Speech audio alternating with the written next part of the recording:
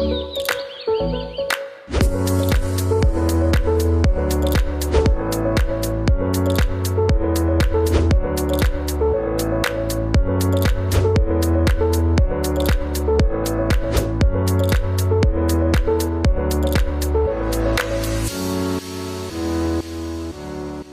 du coup, je vous laisse la main, Anthony et Joshua.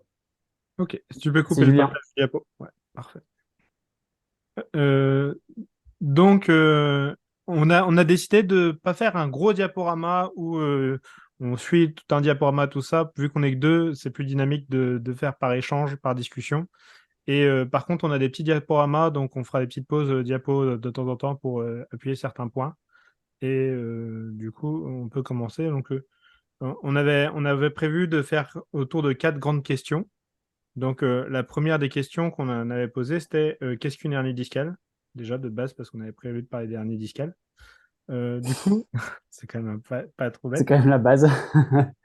Est-ce que tu veux commencer, Joshua? Je sais que toi, dans ta formation, t'as plein de diapos là-dessus. Est-ce que t'as préparé un petit truc là-dessus ou on y va comme ça? Ah, est-ce que tu veux que je partage quelque chose ou est-ce qu'on le dit oralement? Enfin, comme Bon, on dit tu... oralement, et si les gens ils Oralement. nous demandent, on partagera un truc, non? Ce sera peut-être Ouais, mieux. ouais, ça me va. Bah alors, l'hernie discale, c'est comme toute définition, il faut avoir une base, il faut avoir une source. La source sur laquelle je me base, c'est la nomenclature de la Société américaine de neuroradiologie, donc la nomenclature de Fardon, mes collaborateurs. Donc, eux, ils définissent l'hernie discale comme étant un déplacement de matériel discal qui soit focal, ça veut dire localisé, euh, de manière à ce que en fait, ça corresponde à moins de 25% de la circonférence du disque. Donc, ça veut dire que si vous avez une déformation du disque qui occupe plus de 25% de sa circonférence, eh bien, on va dire que c'est pas une hernie discale, ça peut être du bombement, par exemple. Peut-être qu'on pourra amener la distinction ensuite. Et il faut que cette déformation, eh bien, elle dépasse les limites de l'espace intervertébral, de l'espace intersomatique. Donc, quand on parle de déplacement de matériel discal, ce qu'on entend par matériel discal, c'est bien sûr du nucléus, mais il y a aussi souvent avec un peu de cartilage issu des patovertébraux, éventuellement un petit peu d'os, et régulièrement également de l'annulus. Voilà comment on pourrait définir en fait ce que c'est qu'une hernie discale. Après, il y a différents types de hernie discale, mais la première définition, c'est vraiment une histoire de, au niveau de mon disque, on reconnaît une hernie au fait que ça correspond à une déformation du disque qui va être focalisée, localisée à moins d'un quart de sa circonférence. Quand c'est le plus d'un quart, en général, c'est pas le même processus physiopathologique et c'est plutôt un bombement. Voilà. J'espère que si c'est pas clair pour vous, n'hésitez pas à m'interpeller, à me poser des questions pour clarifier, n'hésitez pas. Et du coup, pourquoi c'est important d'avoir une définition un peu claire là-dessus? C'est surtout pour les études, parce que bah, du coup, si peut y avoir des différences, notamment en termes de si jamais il y a un bon moment, les disques ils peuvent réagir d'une manière un peu différente que s'il y a le matériel, il est déplacé de manière locale et focale. Donc, du coup, c'est pour ça que c'est important de faire attention aux termes. Je pense qu'à ce stade, on peut essayer de différencier déjà d'emblée un peu les deux. Ouais.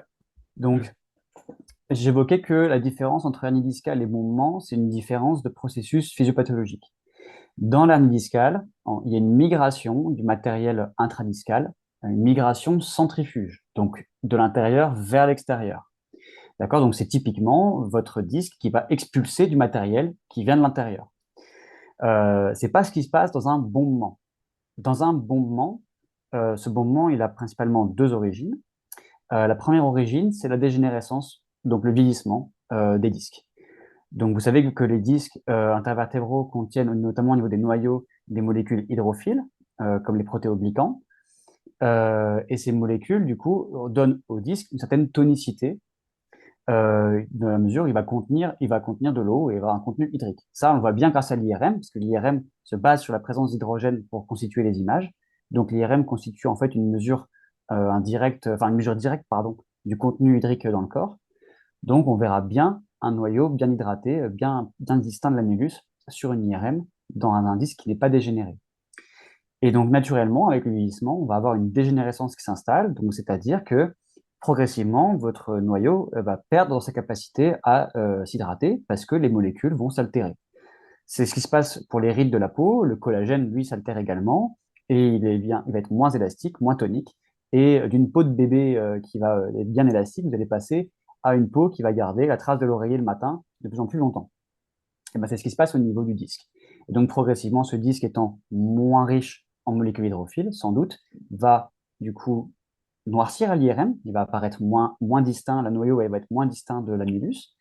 Et également, il va y avoir un amincissement progressif du disque, puisque évidemment, s'il est moins riche en eau, il répartit un peu moins bien les pressions et il va être moins tonique. Donc, imaginez comme une éponge finalement. Une éponge toute neuve, eh ben, elle est bien ferme, elle absorbe bien l'eau. Et progressivement, avec le vieillissement de l'éponge, eh ben, celle-ci, elle s'amincit un petit peu, elle garde moins bien l'eau. Et donc, naturellement, quand ce processus aboutit finalement, avec la pression naturelle du corps, en fait, le poids du corps, ben, imaginez un ballon de baudruche. Si j'appuie sur un ballon de baudruche, il va bomber de manière circonférentielle.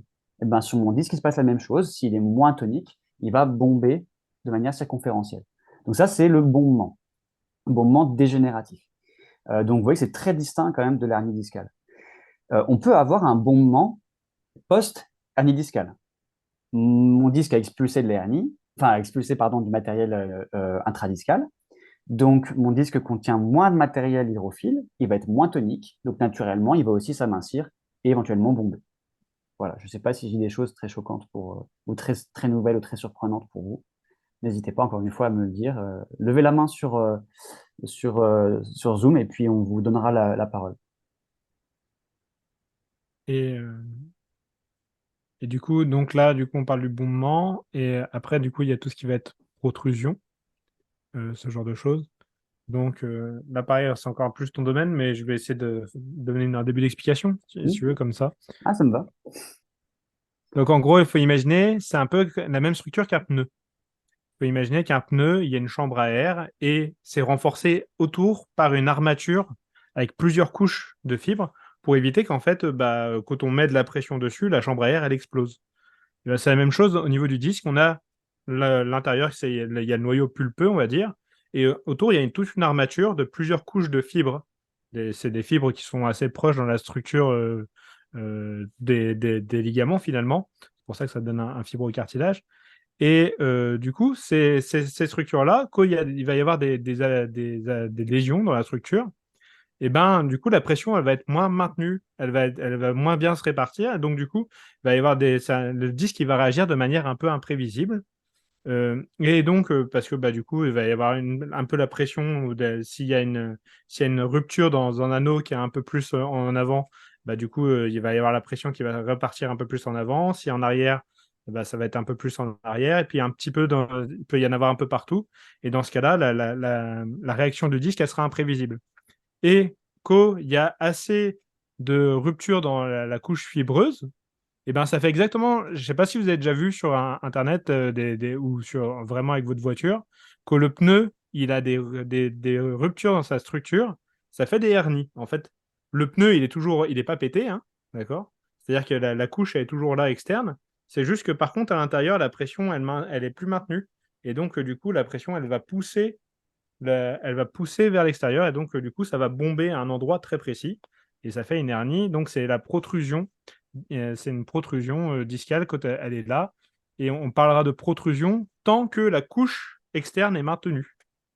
Et on parlera d'extrusion à partir du moment où du coup le matériel discal va sortir et donc du coup on dira que il va pouvoir, en tout cas la couche externe elle sera sectionnée et donc du coup le matériel pourra être en contact avec l'espace extradiscal. Et donc, du coup, là, dans tous les cas, c'est une hernie. Là. Le bombement ne compte pas dans la hernie parce que c'est circonférentiel, mais une protrusion où la couche externe est maintenue, peut-être qu'on peut leur montrer à quoi ça ressemble. Non, je pense, je vais regarder, je cherche ça.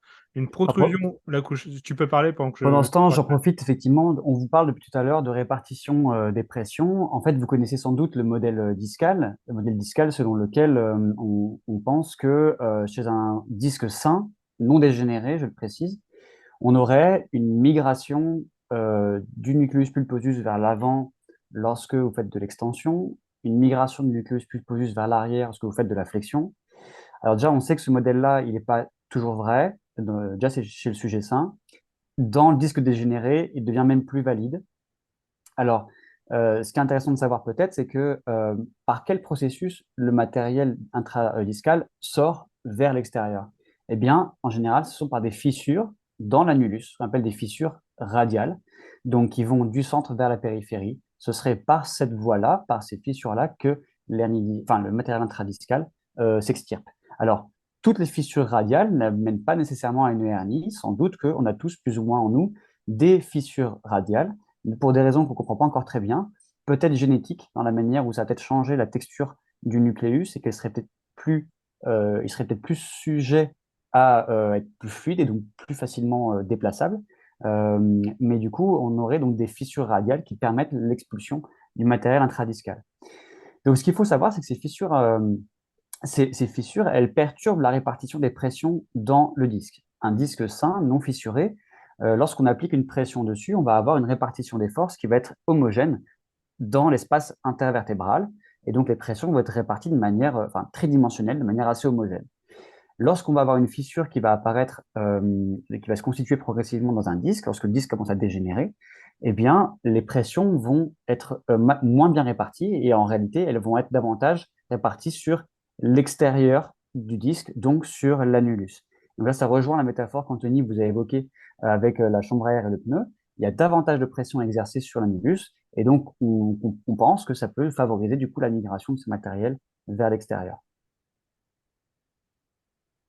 Et donc, du coup, là, on parle ici, dans ce cas-là, d'une protrusion, là, par exemple, tout en bas à droite. L'hernie, c'est une protrusion parce que la couche externe est maintenue. Donc, c'est un truc fait pour des patients. Donc, il ne faut pas s'étonner que comment dire, c'est approximatif un petit peu dans les termes, mais c'est pas la gelée, du coup, c'est le matériel, c'est la substance, c'est le nucleus pulposus, hein. D'accord? Et les fissures, là, elles sont pas faites de manière radiale, mais il faut imaginer que radiale, elles sont faites de manière radiale. Il faut imaginer que du coup, les fissures, elles sont dans l'anneau fibreux. Donc, du coup, on peut voir dans l'anneau fibreux qu'il y a des ruptures dans les fibres. Et donc, du coup, il y a ces ruptures-là, le noyau pulpeux, il est moins bien maintenu. Et donc, du coup, ça va bomber à certains endroits. Et du coup, que ça va bomber, que ça va être vraiment jusqu'à la périphérie, ça va faire une protrusion. Donc, du coup, ça fait pas plus de, on avait dit un quart de la circonférence complète du disque. Et ça va être focalisé à un endroit. Et si jamais, par exemple, cette couche externe-là, qui, tout à l'externe, elle est rompue, là, on parle d'extrusion. Est-ce que tu as une réaction là-dessus, Joshua, sur ça? Alors oui, je sais qu'en fait, il existe différentes manières de classifier justement ces déformations-là. Est-ce que peut-être je peux partager moi mon écran? Vas-y. Alors, attends, partager l'écran. Hop. Donc si je reprends, est-ce que tout le monde la voit? Oui, c'est bon? Oui, c'est bon. Ok. Reste avec nous, Anthony. Donc, Un moment. dans la nomenclature du coup de Fardon, on va dire qu'une protrusion, ça va être une déformation. Vous voyez, donc on a bien une déformation qui ici fait fait un quart du coup de la circonférence du disque. Et donc la protrusion serait une déformation dans laquelle la base serait plus large que la hauteur. D'accord? Si on imagine un peu ça comme un triangle, j'ai un triangle où la base ici est plus large que la hauteur. Alors que dans l'exclusion ou dans l'extrusion, c'est la même chose. On aurait du coup un phénomène un peu d'étranglement, comme on le voit ici, où on aurait donc une base plus courte que la hauteur.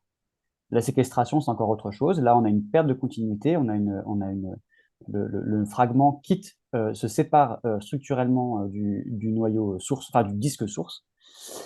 Et donc moi, dans les notions que j'ai, en fait, que ce soit dans l'extrusion ou dans la protrusion, le matériel, il peut être contenu donc, ou non contenu. Donc en effet, il peut y avoir une rupture complète de l'annulus avec un matériel qui va vraiment s'extirper et être disponible dans l'espace canalaire, ou qui peut être contenu donc, ou bien par les dernières fibres de l'annulus, ou bien même par le ligament longitudinal postérieur. Donc, je ne sais pas si tu as des choses à dire là-dessus, toi, Anthony. Bah, juste, on va préciser que du coup, on n'a pas la même nomenclature. Donc, du coup, comme moi, ce que j'expliquais, si vous avez l'impression que ça ne correspond pas à la même chose, c'est normal. Si Ouais, vous ce avez sont... l'impression de ne pas comprendre, c'est parce que du coup, c'est. Moi, quand je parlais d'extrusion, du coup, j'utilisais je donnerai la référence. Et donc, du coup, c'est pourquoi c'est important la distinction qui est faite avec Mm. extrusion, c'est que dans la truc que je présentais, le matériel discal, il va être en contact direct avec l'extérieur, et que le matériel discal, notamment le noyau pulpeux en contact avec l'extérieur, ça déclenche un gros bordel chimique Mm. qui fait que bah, du coup, il va y avoir une grosse réaction du système immunitaire qui va engendrer très fréquemment des douleurs. Et c'est pour ça que c'est important, même s'il n'y a pas de conflit. Voilà. Oui, c'est intéressant de rappeler ça, qu'en effet, ce qui va être intéressant, c'est justement est-ce que le matériel il est encore contenu ou pas, parce que comme j'évoquais, c'est ce qui va déterminer la disponibilité ou pas du matériel nucléaire, ou intradiscal en tout cas, au niveau du canal vertébral. Et quand on va en parler après sans doute, comme tu as déjà évoqué Anthony, bah, ça va être une source de réactions chimiques qui vont être la source de pas mal de désagréments pour les patients qui sont touchés. Il y a un truc qui est important aussi, c'est que souvent le terme de hernie discale, il est utilisé de manière différenciée pour parler de conflit disco-radiculaire. Et c'est important de quand même faire une grosse différence. C'est pas parce qu'il y a une hernie discale que le nerf il est touché. Souvent, les gens ils disent ah bah il y a une hernie discale pour les médecins souvent, hein. Il y a une hernie discale pour dire qu'en fait le nerf il est irrité par le disque. Bah oui, mais c'est pas le bon terme, tu vois. C'est important de quand même faire la distinction. On peut avoir une hernie discale qui est tout à fait bénigne, enfin anodine, enfin, même si ça touche le nerf, ça peut être anodin, mais plus ça va y avoir d'éléments. Donc, s'il y a de la chimie, si ça touche le nerf, ce genre de choses, plus il va y avoir de chances que ça joue dans la symptomatologie des patients. C'est ça, en fait, la déformation du disque, elle peut être conflictuelle, donc elle peut venir contraindre le matériel nerveux ou pas. Euh, mais la contrainte, le conflit n'est pas nécessaire, n'est pas indispensable pour avoir forcément des symptômes. La chimie seule, on va en reparler, peut suffire. Également, il faut rappeler, je pense, que l'imagerie ne permet pas d'identifier le niveau de contrainte que subit le nerf, hein. C'est-à-dire que moi, sur une IRM, en fait, on va voir le contact, mais on ne sait pas dans quelle mesure ce contact il est compressif à quel point, s'il crée une tension ou une compression dans le nerf, on ne sait pas si le nerf il le subit correctement, comment dire, est-ce qu'il le tolère, est-ce qu'il ne le tolère pas. Ce sont des choses qu'on ne peut pas visualiser sur une imagerie, quelle qu'elle soit d'ailleurs. D'ailleurs, il y a un autre truc qui est important, c'est que sur l'imagerie, on voit les gens, ils sont en position allongée quand ils font une IRM. Mm. Ils sont allongés parfois pour un petit moment. Le temps d'acquisition, ça peut être de l'ordre de 15 à 30 minutes selon la capacité de l'appareil. Ça peut être un peu plus court si les appareils sont un peu plus impressionnants, mais souvent, ça va être entre 15 et 30 minutes. Et donc, on a remarqué que quand on fait avec des IRM qui sont un peu moins précis, mais qui permettent d'être ouverts, en fait, où les gens ils peuvent être assis, debout, ce genre de choses, que des gens qui n'avaient pas de conflit disco-radiculaire, eh ben, ils finissaient par en avoir un une fois qu'ils étaient assis. Et donc, du coup, ça pose des problèmes à tout ça. C'est-à-dire que on peut avoir tout à fait des gens dans notre pratique, dans notre cabinet, qui ont des signes très évidents de nerfs qui est irrité. Ils vont passer une IRM, et en fait, non, c'est OK, tout va bien. Donc, on leur dit, bah non, c'est dans votre tête, monsieur, madame. Et en fait, bah, pas du tout, c'est pas dans la tête. C'est que de temps en temps, ça peut n'avoir aucun rapport, ça peut être juste chimique. Et encore d'autres fois, c'est pas juste chimique, il y a de la mécanique. C'est juste que la mécanique, bah, elle n'est pas visible parce qu'elle se fait allonger alors que le nerf est, par exemple, irrité en position assise ou debout. Donc, en effet, là, il y a la question de la mise en charge, mais on pourrait rajouter en plus la question du mouvement. Donc, dans d'autres IRM dynamiques, enfin, d'autres procédés d'imagerie dynamique, on verrait également que la position du rachis lombaire, le mouvement du rachis lombaire, peut également affecter également le degré de déformation en fait, discale et donc le degré ou non de conflit avec le nerf. Ça me fait penser, vu qu'on évoquait le fait que voilà, la manière dont on parle des choses dépend de la nomenclature sur laquelle on se base. Je pense que c'est important de rappeler que en pratique, moi j'observe dans la pratique en tout cas que parfois, il me semble parfois en tout cas, que le terme de hernie ou de bombement sont utilisés de manière indifférenciée. C'est-à-dire que parfois, on va avoir des déformations circonférentielles vraiment globales qui vont être retrouvées dans le compte rendu comme étant une hernie. Alors là, si on a des collègues médecins radiologues qui nous écoutent, je serais vraiment intéressé de savoir ce qu'il en est. Et moi, vraiment, je n'ai pas réussi à avoir cette discussion-là avec nos collègues. J'aimerais comprendre sur quelle nomenclature ils se basent, quelles sont les références utilisées en tout cas en France pour pouvoir caractériser, décrire ces imageries-là. Mais il me semble que si on se base sur la nomenclature de Farbonne, eh bien en effet, parfois, régulièrement même, on va avoir des gens à qui on va déterminer qu'ils ont une hernie, ce qui va être souvent très mal connoté dans l'imagerie, enfin dans l'imaginaire populaire, dans l'imaginaire collectif, alors que parfois on va avoir une déformation discale en réalité qui va correspondre en fait à un phénomène plutôt de bombement et cliniquement on ne va pas retrouver en fait de symptômes de tableau clinique de hernie discale, donc ce qui est plutôt cohérent avec une hypothèse d'un bombement dégénératif relativement normal. Donc peut-être qu'on vient donner aux patients comme ça, par un abus de langage peut-être, une impression de situation plus grave qu'elle n'est vraiment. Et, du coup, juste pour reprendre un petit peu sur l'histoire du changement de position et ce genre de choses, on avait vu qu'en IRM, il y avait une étude qui a été faite sur 89 patients. Et sur les 89 patients, il y en avait 10 chez qui, donc c'est quand même un 10%, c'est quand même pas mal, hein, enfin un peu plus de 10%, qui on avait totalement raté soit un spondylolisthésis, soit une protrusion. Et parce que du coup, ils étaient allongés et tout ça. Et 42 chez qui ça a été sous-estimé. Donc, par exemple, des hernies qui devenaient beaucoup plus grosses une fois que les personnes elles étaient en charge et qui, pouvaient déclencher des conflits et tout ça. Donc ça, c'est important d'avoir ça en tête. Et c'est pas pour autant non plus que dès qu'on a un patient qui va avoir des symptômes de neuropathie, on va en discuter juste après, hein, mais des diagnostics à avoir. Mais c'est pas pour autant que dès qu'une personne va avoir des symptômes, ça voudra dire qu'éventuellement la personne, elle a forcément ça qui va se dessiner à l'IRM. Euh, donc, on est bien, on est important là-dessus. Euh, Ce qui est intéressant aussi, c'est l'évolution naturelle. On va en parler, je pense. Mais je pense que c'est acquis par tout le monde maintenant, mais par acquis de conscience, on va quand même le dire.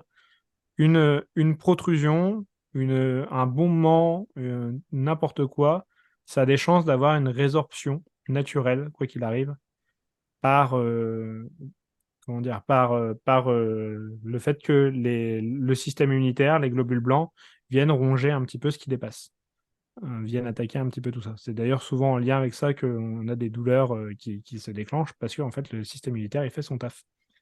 Et plus ça va être une progression importante, comme un bon moment, c'est une petite progression. C'est pas tout à fait un étape parce que c'est pas la même chose, mais entre une protrusion et une extrusion, il y en a un qui est plus fort. Bah, par exemple, l'extrusion aura plus de chances de se résorber qu'une protrusion. Il me semble que c'est 40% de chance pour une protrusion et à peu près 60% de chance pour une extrusion. Et 96% pour une séquestration. On n'a pas parlé de la séquestration, je crois. Je l'ai évoqué, je l'ai évoqué tout à l'heure.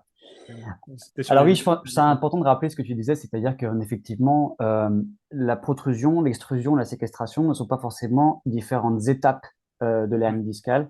Ce sont différents types d'hernie discale. Avoir une protrusion ne détermine pas forcément qu'on va avoir une extrusion qui ensuite va forcément aller vers la séquestration.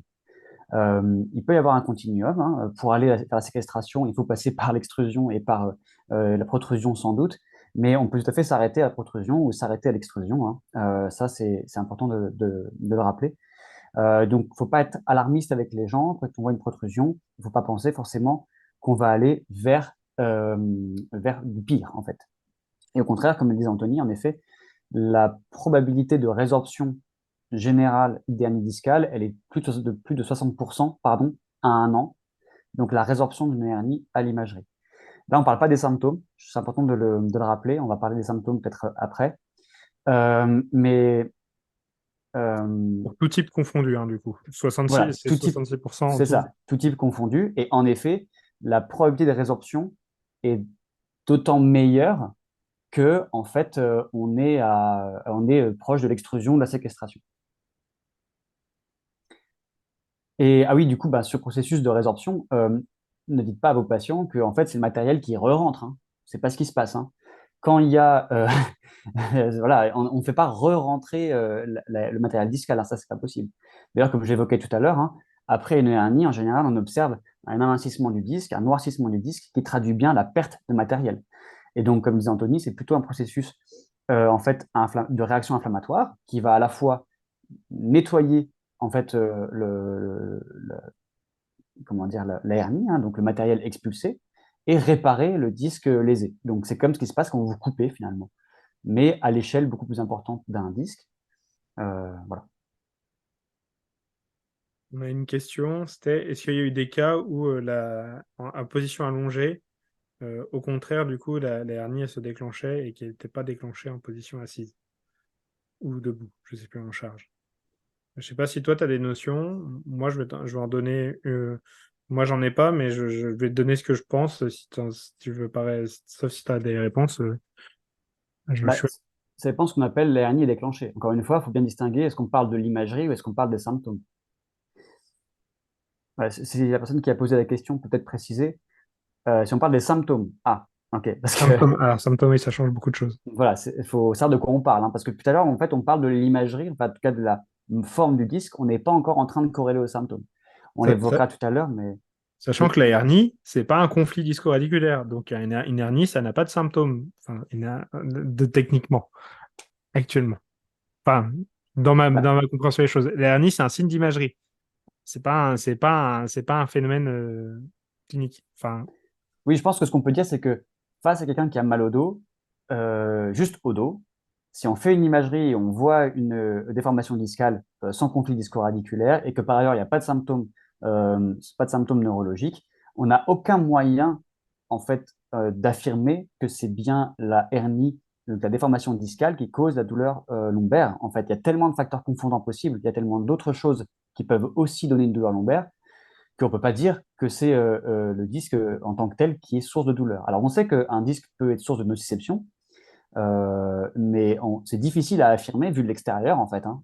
Voilà, donc il faut bien rappeler ça. Je pense que c'est ça que tu voulais dire, peut-être, Anthony ou... ouais, bah, quand bien même, en fait, si le disque il est source de douleur, de nociception, qui va engendrer la douleur, pour moi, c'est pas la hernie, c'est du coup, bah, par exemple, la fissure annulaire qui va déclencher Ah la douleur. oui, Tu oui, vois, oui, d'accord. C'est la pas la hernie en elle-même, déformation c'est le apparente du signe. disque, Ouais, c'est pas la déformation apparente du disque, c'est ce qui se passe dans les fibres au niveau de l'annulus. C'est ça que tu veux dire. ouais. Mm. C'est-à-dire que la hernie en soi ne déclenche pas de douleur. C'est un signe qui est là. Soit la fissure annulaire va déclencher la douleur, soit le conflit disco-radiculaire, que ce soit le conflit chimique ou le conflit mécanique, qui va déclencher la douleur. Mais du coup, ce n'est pas la hernie la hernie en soi, ce n'est pas un. On peut pas dire une hernie discale, ça fait mal. Une hernie discale, c'est un signe d'imagerie. Enfin, voilà, c'est Ouais. ma manière de voir les choses. Je pense que ça peut être discuté et controversé, mais voilà ma manière de voir les choses. Donc, pour répondre à la question du coup de notre cher ami, du coup, je ne sais pas si tu avais répondu. Thomas. J'ai pas répondu du coup parce que, en l'occurrence, si on parlait du signe d'imagerie, ce serait surprenant d'avoir une hernie qui euh, augmente, une déformation qui s'accentue en décharge. Après, il faut tenir compte encore une fois de la position du rachis lombaire. Si on en décharge avec un rachis lombaire en lordose, en extension, peut-être que la simple lordose et l'extension peuvent suffire à majorer la déformation par rapport à une position neutre ou la flexion, peu importe. Hmm. Ce serait, dans tous les cas, ce serait bizarre, mais comme c'est le corps humain, il y a toujours une ou deux exceptions qui peuvent se produire. Mais en soi, du coup, la hernie en soi ne pourrait pas se majorer, a peu de chances de se majorer parce qu'effectivement, il faut la pression pour que ça sorte. Et quand on est allongé, bah, il y a beaucoup moins de pression que quand on est debout ou assis en charge. Mais par contre, du coup, effectivement, il y a possible que par contre le conflit, il augmente, soit parce que bah, du coup, effectivement, en extension, bah, du coup, la position du rachis, elle va quand même pousser un peu plus la hernie, mais c'est un peu plus rare. Soit parce que juste la position fait qu'il y a moins d'espace dans les foramen intervertébraux, donc dans les trous entre les vertèbres, qui fait que bah, du coup, la petite hernie qui était là, bah, elle peut devenir plus gênante vu qu'il y a moins d'espace. Parfait, il nous a dit que ça roule. Alors, je vois qu'il y a une question.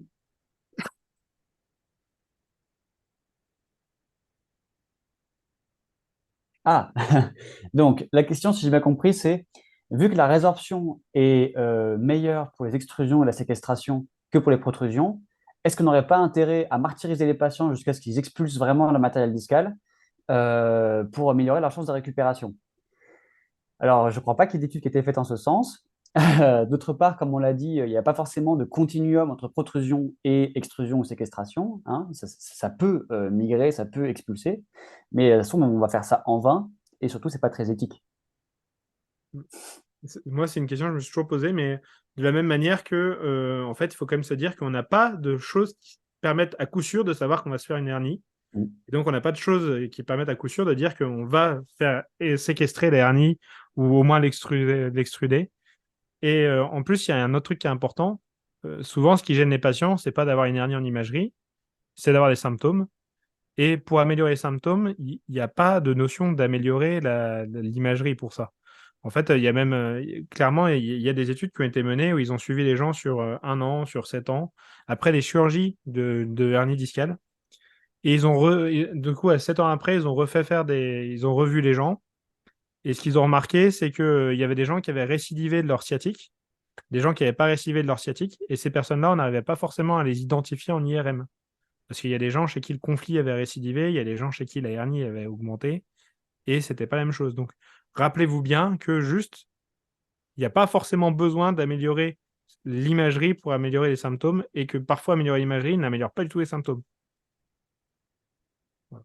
Donc, c'est ce qu'on appelle au sens large de la discordance radioclinique, c'est-à-dire qu'on sait très bien, grâce à des études de cohorte prospective aussi, que l'amélioration des symptômes n'est pas corrélée à la régression de la hernie, dans les deux sens. Ça veut dire qu'on peut avoir des hernies qui persistent, des symptômes qui s'améliorent, des hernies qui régressent et des symptômes qui persistent.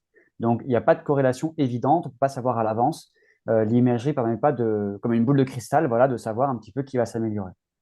Alors, si je reviens sur la question de est-ce qu'on peut exploser un disque pour essayer d'améliorer les symptômes, ce qui est intéressant, c'est que la personne nous suggère que est-ce qu'on ne pourrait pas utiliser du soulevé de terre ou du squat chargé, etc. Alors déjà, il faut rappeler que le port de charge n'a été identifié comme cause déclencheuse de hernie de manière rétrospective, hein, c'est toujours comme ça, hein. Ah, bah, vous avez déclenché une hernie, qu'est-ce que vous avez fait au moment où la douleur s'est déclenchée? Ah, ben, j'ai fait un port de charge ou j'ai fait autre chose. Eh bien, le port de charge, notamment charge lourde, il représente une très faible fraction en réalité des personnes concernées. De mémoire, c'est moins de 5%.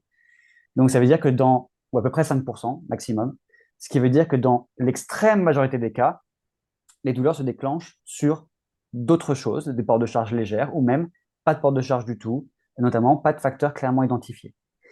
Et aujourd'hui, dans les facteurs que l'on sait corréler au risque d'avoir une hernie discale, eh bien, sans doute que le facteur prédisposant majoritaire, c'est la génétique, l'hérédité.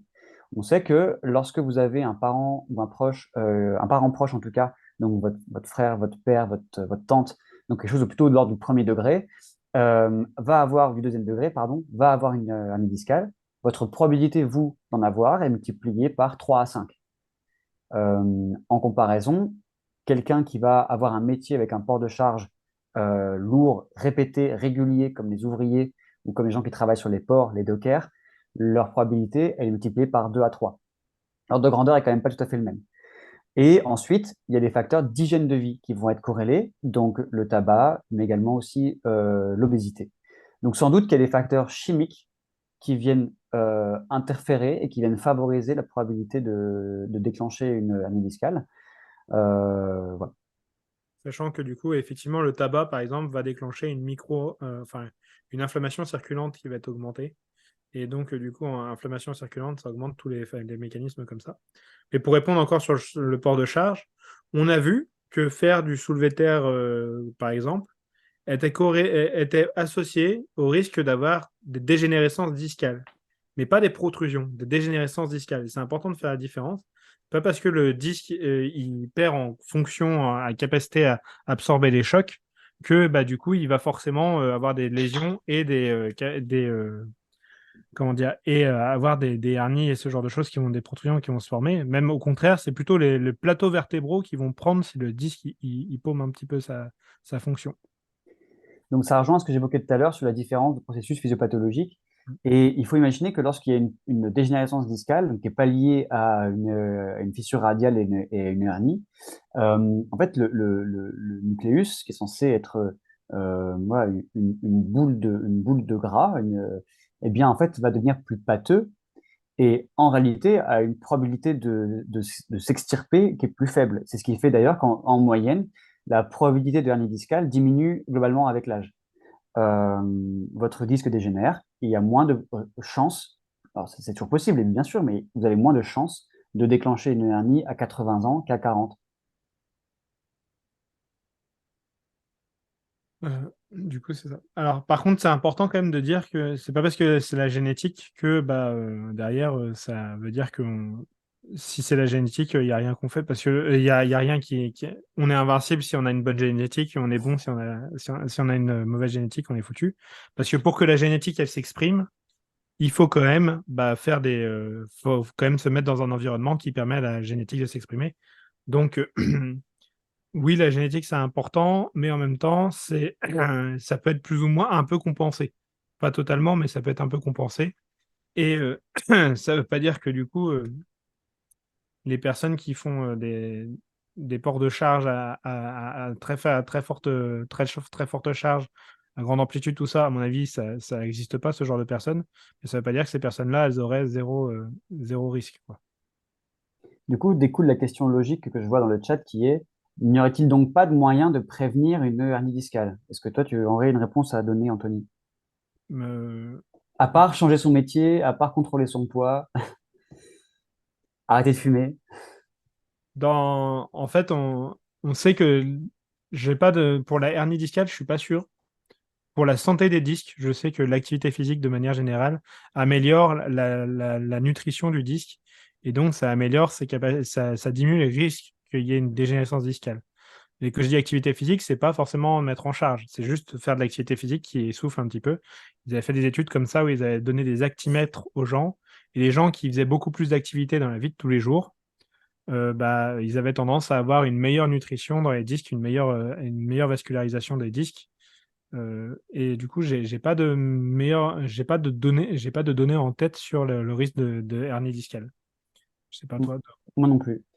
Là, en fait, la littérature, enfin la recherche sur l'impact de l'activité physique sur la santé du disque, notamment sur son niveau d'hydratation, etc., elle est encore relativement récente et naissante. Donc, probablement qu'il y a des choses, mais on les sait pas, on les connaît pas encore. Et Ah, on s'est tellement focalisé sur ce qu'il faut éviter qu'on n'a même pas cherché ce qu'on pouvait faire. Donc, du coup, vient la question légitime de, du coup, est-ce que l'excès de soulevé de terre n'est pas prédictif de plus de douleur au dos? Alors, je précise que là, on parle plus de hernie discale, on parle de douleur au dos. Donc, je pense qu'il faut qu'on choisisse sur quoi on répond. du coup, hernie, ok. Donc hernie. Tu veux répondre sur la hernie, du coup? Alors, sur l'hernie discale, moi, j'ai pas de. En fait, si on veut rester factuel, j'ai pas de données sur. Enfin, je ne les connais pas s'il y en a. C'est aussi parce que c'est pas trop ma population au cabinet. Les gens qui font beaucoup de soulevés de terre, c'est moins mon sujet. Mais je n'ai pas de connaissance du fait que il y aurait un dosage de soulevé de terre qui serait prédictif d'une certaine probabilité de développer des hernies discales plus tard, en contrôlant pour les paramètres de l'environnement héréditaire familial, les paramètres de consommation de tabac, de surpoids et d'hygiène de vie au sens large. Moi, du coup, j'ai répondu tout à l'heure. J'ai pas connaissance d'études sur les hernies. J'ai juste sur la dégénérescence discale. Et donc, effectivement, il y a des risques augmentés de dégénérescence discale qui sont. Ça suit probablement une courbe en U d'ailleurs. C'est-à-dire qu'en faire un petit peu, c'est toujours mieux que de ne pas rien faire du tout. Et dès qu'on dépasse un petit peu, ça commence à augmenter les risques. Est-ce que Guillaume, ça répond à ta question? Du coup, est-ce qu'il faut là, on va être pratico-pratique. Est-ce qu'il faut déconseiller le soulevé de terre aux personnes? Si c'est des personnes qui ont déjà mal au dos, il semblerait, là par contre, on a quand même pas mal de données qui indiquent que le soulevé de terre, c'est plutôt bon. C'est plutôt bénéfique, en tout cas sur les symptômes, et il me semble qu'on n'a pas vu de progression au niveau des imageries. toute façon, encore une fois, il y a quand même une décorrélation entre l'évolution des symptômes de douleur au dos et les changements à l'imagerie. Et d'ailleurs, en général, dans les études, ils font pas les deux à la fois. Ils font l'un ou l'autre. Peut-être que ce serait intéressant qu'on ait maintenant plus d'études qui fassent l'un et l'autre, spécifiques sur des populations d'haltérophiles, par exemple. Il y a, ouais. Il y a l'étude pour des gens qui n'étaient pas haltérophiles, du coup, il y a l'étude de Patrick G. Owens là, qui avait été faite pour vérifier si, du coup, avec un programme d'entraînement spécifique, on arrivait à améliorer, du coup, les disques des personnes. Et du coup, bah, non. Mais par contre, on améliorait les symptômes. Quand même bien.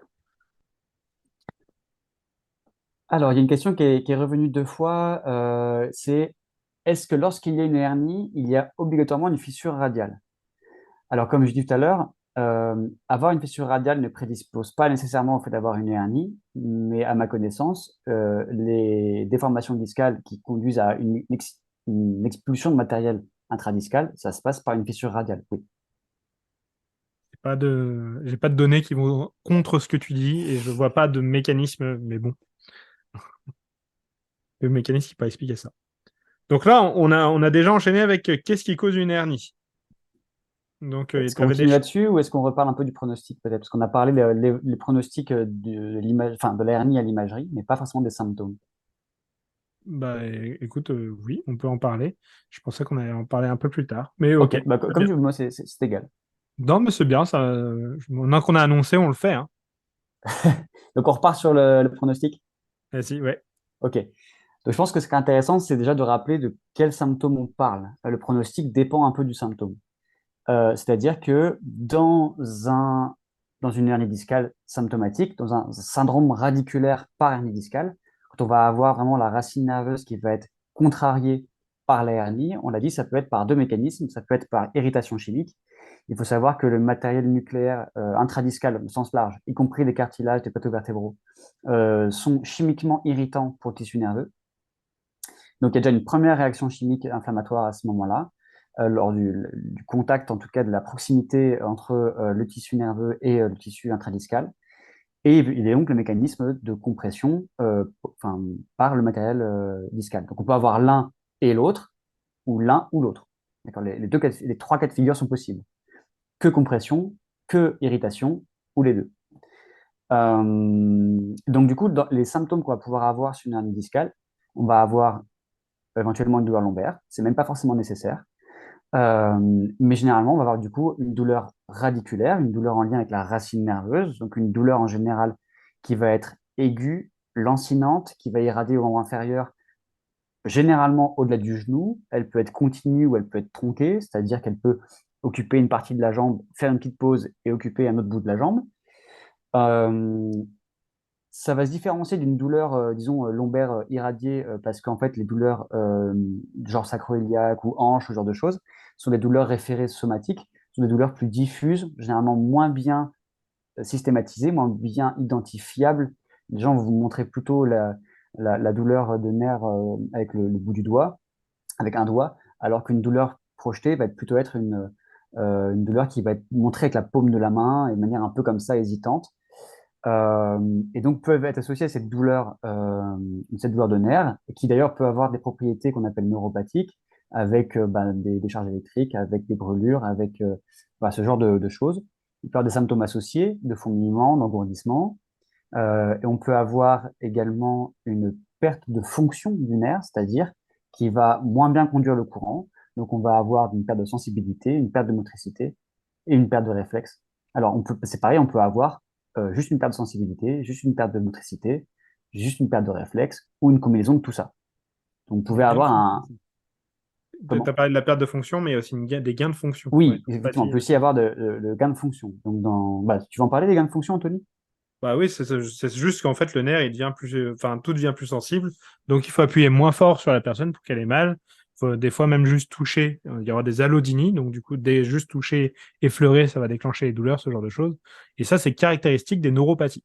D'accord? Donc, on a des hypersensibilités au froid. Donc, juste un peu de froid peut déclencher les douleurs. Donc, les gens qui vous disent, ah, mais il fait froid, j'ai plus mal, eh ben, des fois, ils ont raison. C'est pas juste parce qu'ils sont un peu Ils blâment la météo, des fois ils ont vraiment raison parce que le froid peut augmenter, la sensibilité au froid peut être augmentée et dans le cadre de neuropathie. Donc voilà. Et donc, du coup, le pronostic, quand on parle voilà, de la chance d'amélioration, ça dépend de quels critères on parle, de quels symptômes on parle. On sait globalement que la plupart des symptômes voilà, du syndrome radiculaire paramédical ont un pronostic qui est favorable.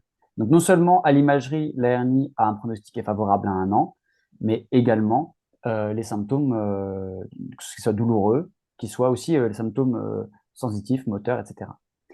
Il semblerait quand même que au niveau des symptômes, enfin, au niveau de la perte de fonction, si je vais être très précis, la motricité semble récupérer plus vite que la sensibilité. Voilà, donc à 1 an, la motricité semble récupérer de manière favorable assez rapidement par rapport à la sensibilité qui, elle, peut durer un peu plus longtemps. Ça s'explique sans doute par les caractéristiques histologiques de ces fibres-là.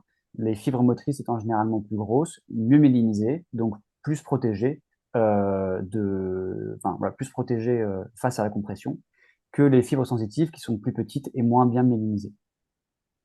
Mais c'est aussi parce qu'en fait, la première perte de fonction dans les fibres myélinisées, donc la gaine de myéline, hein, rappelez-vous, c'est le truc qui entoure les nerfs pour que la conduction nerveuse, elle se fasse mieux. Donc du coup, ça permet que l'électricité, elle passe beaucoup mieux. Bah, la première perte de fonction, c'est des pertes de gaine de myéline, en fait.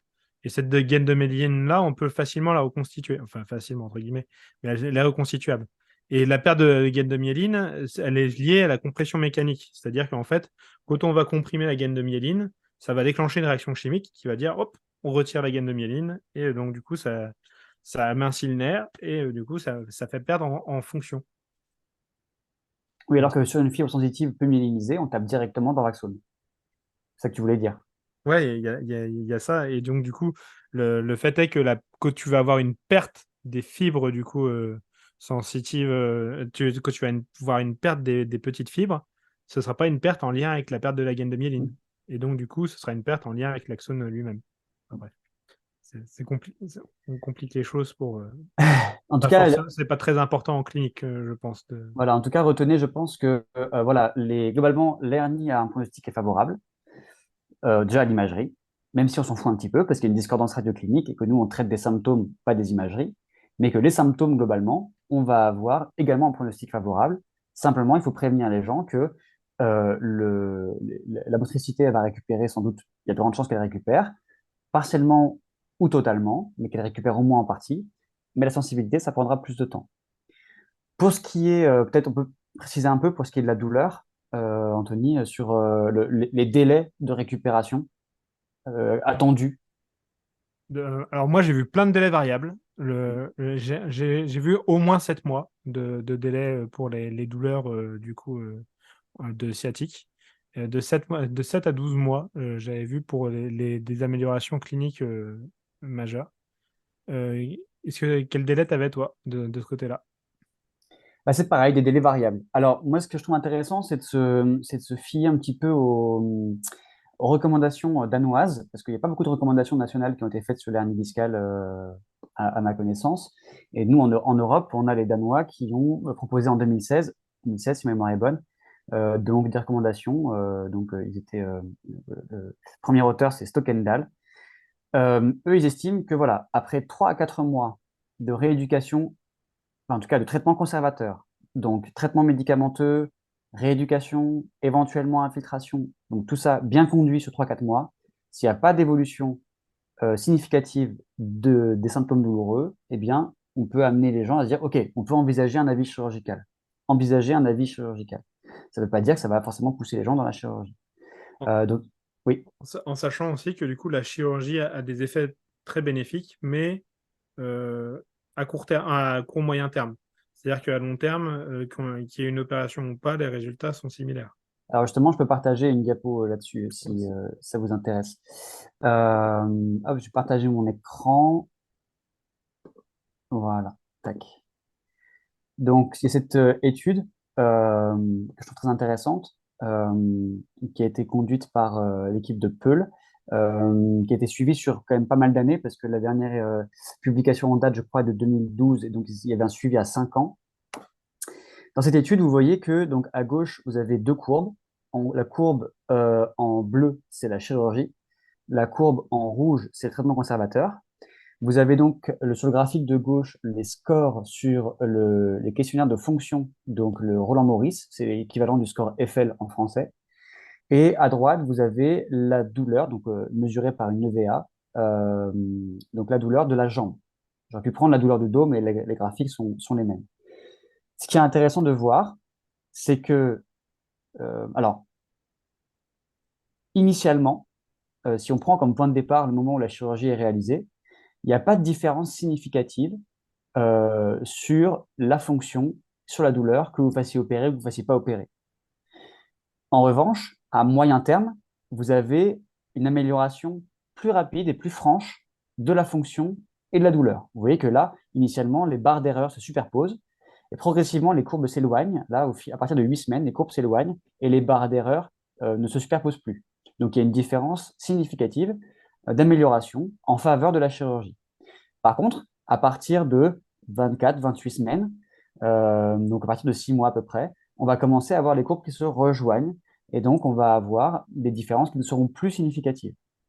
Donc, c'est ce que disait, je crois, Anthony, c'est ça que tu évoquais, c'est qu'à long terme, il y a sans doute comment dire, les mêmes chances d'amélioration, que ce soit par la chirurgie ou par le traitement conservateur. Ce qu'il faut voir, c'est la sévérité clinique de vos patients. Il y a des patients qui sont peut-être trop algiques pour pouvoir, alors malgré un traitement médicamenteux, malgré des infiltrations, malgré tout ce que vous voulez, peut-être qu'ils sont trop algiques pour pouvoir continuer à fonctionner ou même juste supporter la douleur. Peut-être que eux seront des candidats pertinents pour une chirurgie plus précoce. Ce que cette étude montre également, c'est qu'il n'y a pas de problème peut-être à attendre l'opération, qu'il y a possibilité de retarder un petit peu l'opération. On n'est pas obligé de le faire dès le départ, en fait. Voilà, donc c'est intéressant de vous dire, OK, grâce à ces recommandations que j'ai évoquées et à cette étude-là, se dire, j'ai du temps devant moi, le patient il a du temps, si en tout cas il estime qu'il peut se donner ce temps-là, on peut se laisser quelques mois pour essayer d'améliorer les symptômes sans chirurgie. S'il souhaite une chirurgie d'emblée, bah voilà, il sait qu'il aura des améliorations similaires, mais s'il ne souhaite pas de chirurgie, on peut se laisser du temps pour essayer de gérer ça sans chirurgie de manière conservatrice, qu'il aura toujours l'occasion de se faire opérer si c'est trop sévère ou c'est insupportable et que voilà, il souhaite changer de stratégie.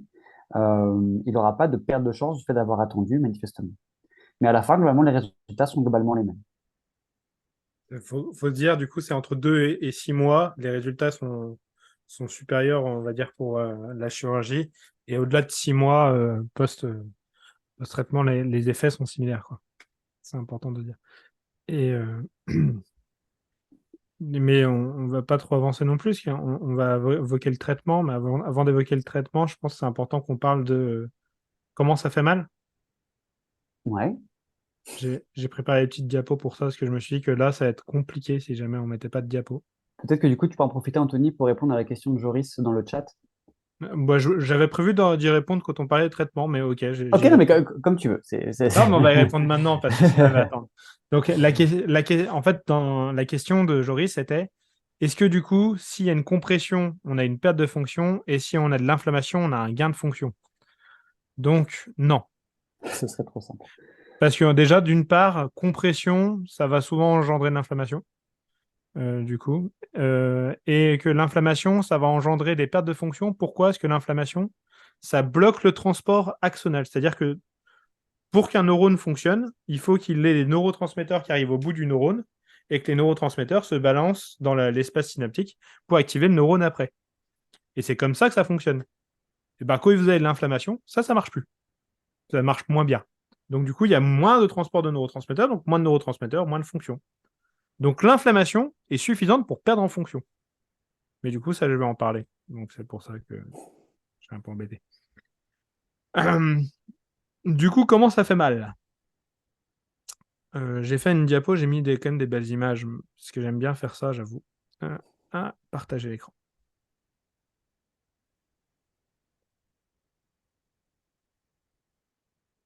Je sais, c'est pas très français comment ça fait mal, mais hop. Donc, Déjà, il faut savoir qu'il y a plusieurs types de douleurs en lien avec les hernies discales. Donc, il y a la douleur qui est somatique, qui n'est pas du tout en lien avec les hernies discales, mais en lien avec ce qui se passe dans le disque. On en a déjà parlé tout à l'heure. Quand on se fait une entorse à la cheville, et ben, du coup, c'est pas compliqué de comprendre qu'une entorse à la cheville, ça déclenche des douleurs. Pourquoi? Bah, il va y avoir de l'inflammation qui va se libérer, il va y avoir plein de molécules qui vont arriver, ça fait mal. Bah, c'est la même chose au niveau des disques. Pas partout, parce qu'on n'a pas de l'innervation partout, mais quand on va avoir des entorses sur la partie, le tiers externe de l'annulus, on va avoir des chances d'avoir des douleurs qui vont se déclencher. Ça a été beaucoup décrit par Bogduk, à une époque, Nikolai Bogduk, qui a beaucoup contribué à la connaissance de la lombalgie, notamment le lien avec la mécanique. Et c'est globalement facile, c'est globalement capable, on est capable de voir ce genre de choses grâce à des discogrammes de provocation. Donc, qu'est-ce que c'est qu'un discogramme de provocation? C'est quand on fait une discographie de provocation, on peut voir que quand on injecte du produit de contraste pour faire une fluoroscopie en radio, je ne sais pas si vous voyez là, mais du coup, bah, le produit s'accumule de plusieurs manières différentes. Il peut, là, entre L3 et L4, par exemple, il fait une grosse boule. Donc, c'est-à-dire que du coup, il est bien contenu à un endroit précis. Il peut se diffuser un peu plus, un peu moins. Et là, si vous voyez, le produit de contraste qui était injecté directement dans le disque, finalement, il avait tendance à, tout en bas, entre L5 et S1, vous voyez qu'il commence à sortir. Donc, ça laisse supposer qu'il y a une fissure radiale au niveau de l'annulus. Et bien ça, on a vu que bah, c'est plus ou moins corrélé avec la lombalgie aiguë et ce genre de phénomène-là. Ce qui laisse suggérer que du coup, les disques, les discographies de provocation les disques, en tout cas la nociception des disques, peut expliquer une partie, au moins une partie de la lombalgie aiguë. Et donc, on ne fait pas que ça dans ces discographies de provocation. Donc après, ça dépend dans quel contexte on se trouve. En clinique, il y en a qui, du coup, ils demandent aussi est-ce que c'est votre douleur habituelle? Alors, c'est une question que j'aime pas beaucoup, moi, parce que bah, quand on pose cette question-là, j'ai remarqué que pas forcément au moment où on le fait, mais deux ou trois trucs après en la reposant, les gens disent ah oui, là, c'est ma douleur. Peu importe ce qu'on fait. Je sais pas si toi, tu as déjà constaté ça. Tu dis aux gens, est-ce que c'est votre douleur? Genre, tu palpes les muscles et là, après, ah, là, c'est ma douleur. Là, c'est ma douleur. Oui, Euh, c'est pas toujours très fiable parce que enfin, les tissus sont globalement sensibles dans ce genre de situation et en fait, je veux dire, peu importe un petit peu où on vient provoquer, on va réveiller une douleur de la qualité habituelle. La question que nous on se pose, c'est est-ce que c'est bien à la zone habituelle, à l'intensité habituelle, ce genre de choses. Et quand on pose au patient la question, est-ce que c'est votre douleur? Ben, peut-être qu'on peut la reprovoquer de plusieurs manières différentes et qu'en fait, ce soit pas corrélé vraiment bien à un tissu en particulier. donc là, dans ce cas-là, du coup, on peut dire que la douleur, elle est en lien avec le disque, donc la somatique. Donc là, on est d'accord qu'il n'y a pas du tout le nerf qui est impliqué dedans, bah, si ce n'est l'innervation normale, mais c'est pas du tout la sciatique ou ce genre de choses. C'est une douleur qui, par contre, elle peut irradier quand même, elle sera un peu plus diffuse. Elle peut descendre dans la cuisse, elle peut descendre même plus bas que la cuisse. Mais c'est pas forcément une douleur comme une sciatique parce qu'il n'y a pas forcément une irritation du nerf qui est nécessaire. Hum. Et du coup, cette douleur somatique, donc ça, c'est une manière d'évaluer ça. Cette douleur somatique, faut pas penser que c'est de la mécanique. Faut imaginer que, et c'est ça qui est important, faut quand même se dire que quand il y a une lésion quelque part, ça va relâcher des molécules, des substances pronoceptives. Ça va déclencher une nociception. On va relâcher. En gros, quand on pète les cellules, bah, l'ATP qui est à l'intérieur des cellules, l'ATP, c'est le transfert d'énergie, il se balade, il sort. Il va y avoir plein, ça va attirer plein de cytokines, donc qui elles vont attirer les globules blancs. Ça va déclencher plein de glutamates, de facteurs neurotrophiques, tout ça, qui vont clairement déclencher une nociception, qui déclenche l'inflammation. Et ça peut se voir en fait. On peut voir en IRM qu'il y a des zones hyper intenses qui sont plutôt bien corrélées avec ces discographies de provocation. C'est-à-dire qu'en gros, quand on a ces signaux hyper intenses-là, on a 70% de chances que derrière, bah, quand on fait la discographie de provocation, cette discographie de provocation-là, elle redéclenche les symptômes habituels du patient. Donc il y a plein de problèmes dans ces études-là, dans la mesure où même en utilisant des techniques, en utilisant comment dire, On essaye d'anesthésier un petit peu le disque après avoir fait ça. On utilise deux types d'anesthésiants différents qui réagissent à à des vitesses différentes. On n'est pas à l'abri que, en fait, on est déclenché la douleur par effet nocebo et amélioré par effet placebo. Mais ça laisse suggérer que finalement, chimiquement, ce qui se passe, c'est ce qui va déclencher la douleur. Et pourquoi j'insiste sur le fait que ce soit chimique? Ben parce qu'en fait, faut quand même qu'on se dise que si le patient il a mal quand il bouge, ça ne veut pas dire qu'il est en train de plus se léser le disque ou quoi que ce soit. Et c'est important quand même de le rappeler, hein. Quand on se fait une entorse de cheville, on a remarqué que bouger après l'entorse de cheville, c'est plutôt bon signe. Quand on a mal au dos, on a remarqué que bouger après avoir eu mal au dos, c'est plutôt un facteur de bon pronostic. Et c'est important de se rappeler que, en fait, quand on bouge, quand on a une douleur mais qui est en lien, par exemple, avec une entorse, une lésion tissulaire quelque part, et là, par exemple, dans le disque, une fissure radiale, cette lésion-là, elle va redéclencher de l'inflammation qui va changer la sensibilité du système nerveux. Et cette sensibilité du système nerveux, elle peut se rechanger dans un autre sens. Ça ne va pas expliquer la totalité des symptômes, mais ça va expliquer pourquoi la personne, elle peut avoir mal quand elle bouge et tout ça. Parce qu'en fait, en bougeant, les tissus sont devenus plus sensibles, ils déclenchent plus facilement de la nociception. Et donc, c'est une partie des explications. C'est un peu simpliste de dire ça, mais c'est important. C'est très facile, du coup, de comprendre que derrière, que la personne, elle va avoir mal, ça va pas forcément être en lien avec, du coup, le fait qu'elle tire sur son ligament, son anneau fibreux qui est abîmé et tout ça. Et que donc, du coup, l'amélioration des symptômes, ce sera pas forcément une amélioration de la clinique. Parce que, évidemment, une amélioration des signes d'imagerie du disque. Parce que du coup, ça, souvent, je l'ai vu ça. J'ai vu qu'il y a des gens qui essaient de corréler l'évolution des symptômes avec l'évolution de ce qui se passait dans les tissus. Sauf que à court terme, en fait, ça va plutôt être de l'évolution de ce qui se passe dans la chimie et de ce qui se passe dans la sensibilité des tissus, plus que les tissus eux-mêmes. Et en plus de du coup cette douleur somatique, il peut y avoir aussi une douleur neurogénique, en plus ou en parallèle ou différé. Et cette douleur neurogénique, il faut la différencier de la neuropathie. C'est-à-dire qu'en fait, la douleur neurogénique, c'est-à-dire qu'elle implique le nerf. Le fait qu'elle implique le nerf, ça peut être pour plein de raisons différentes, mais ça ne veut pas forcément dire qu'il y a une neuropathie. Une neuropathie, c'est-à-dire qu'il y a une perturbation de la fonction du nerf. S'il y a une perturbation de la fonction du nerf, donc soit une perte de fonction, soit un gain de fonction, ça ne va pas forcément du coup redéclencher les douleurs. Et si on a des douleurs en lien avec le nerf, par exemple, typiquement, vous faites un ASEG, ça redéclenche la douleur de la personne, un ASEG et un slum test, ça ne veut pas dire qu'il y a une neuropathie. Si on refait les tests derrière, on ne retrouve pas forcément de perte de fonction. Pourquoi c'est important ça? C'est parce qu'en fait, il faut tout évaluer du coup. Et on va en parler un petit peu dans les traitements, ce genre de choses. Et c'est important de faire la distinction entre la neuropathie et la douleur en lien avec le nerf. Et la douleur neuropathique, on le rappelle encore une fois, ça ne veut pas dire forcément qu'il y a un conflit. Parce que du coup, il suffit qu'il y ait un peu de chimie qui se passe. Il y a les cellules gliales qui viennent, qui vont relâcher plein de molécules qui vont pouvoir irriter le nerf. Les cellules gliales, c'est un petit peu ce qui récupère la poubelle du corps. Donc, c'est ce qui sert à protéger, c'est ce qui sert à balancer les globules blancs, c'est ce qui sert surtout au niveau du système nerveux, c'est ce qui sert à apporter du soutien au système nerveux. Et donc, quand les cellules gliales elles arrivent, elles vont déclencher des douleurs probablement en lien avec la chimie elle aussi, du nerf. Et cette douleur, elle peut entraîner une perte de fonction. Enfin, cette irritation chimique, elle peut entraîner une perte de fonction aussi. Et un autre truc qui est important, quand il y a une neuropathie, ça ne touche pas que le territoire. Si vous avez le nerf qui est irrité à gauche, vous pouvez avoir des pertes de fonction dans le membre droit. C'est-à-dire qu'au moins 20% des patients, ils avaient ça dans une étude et ça pouvait monter un peu plus loin selon le type de perte de fonction qui était investigué.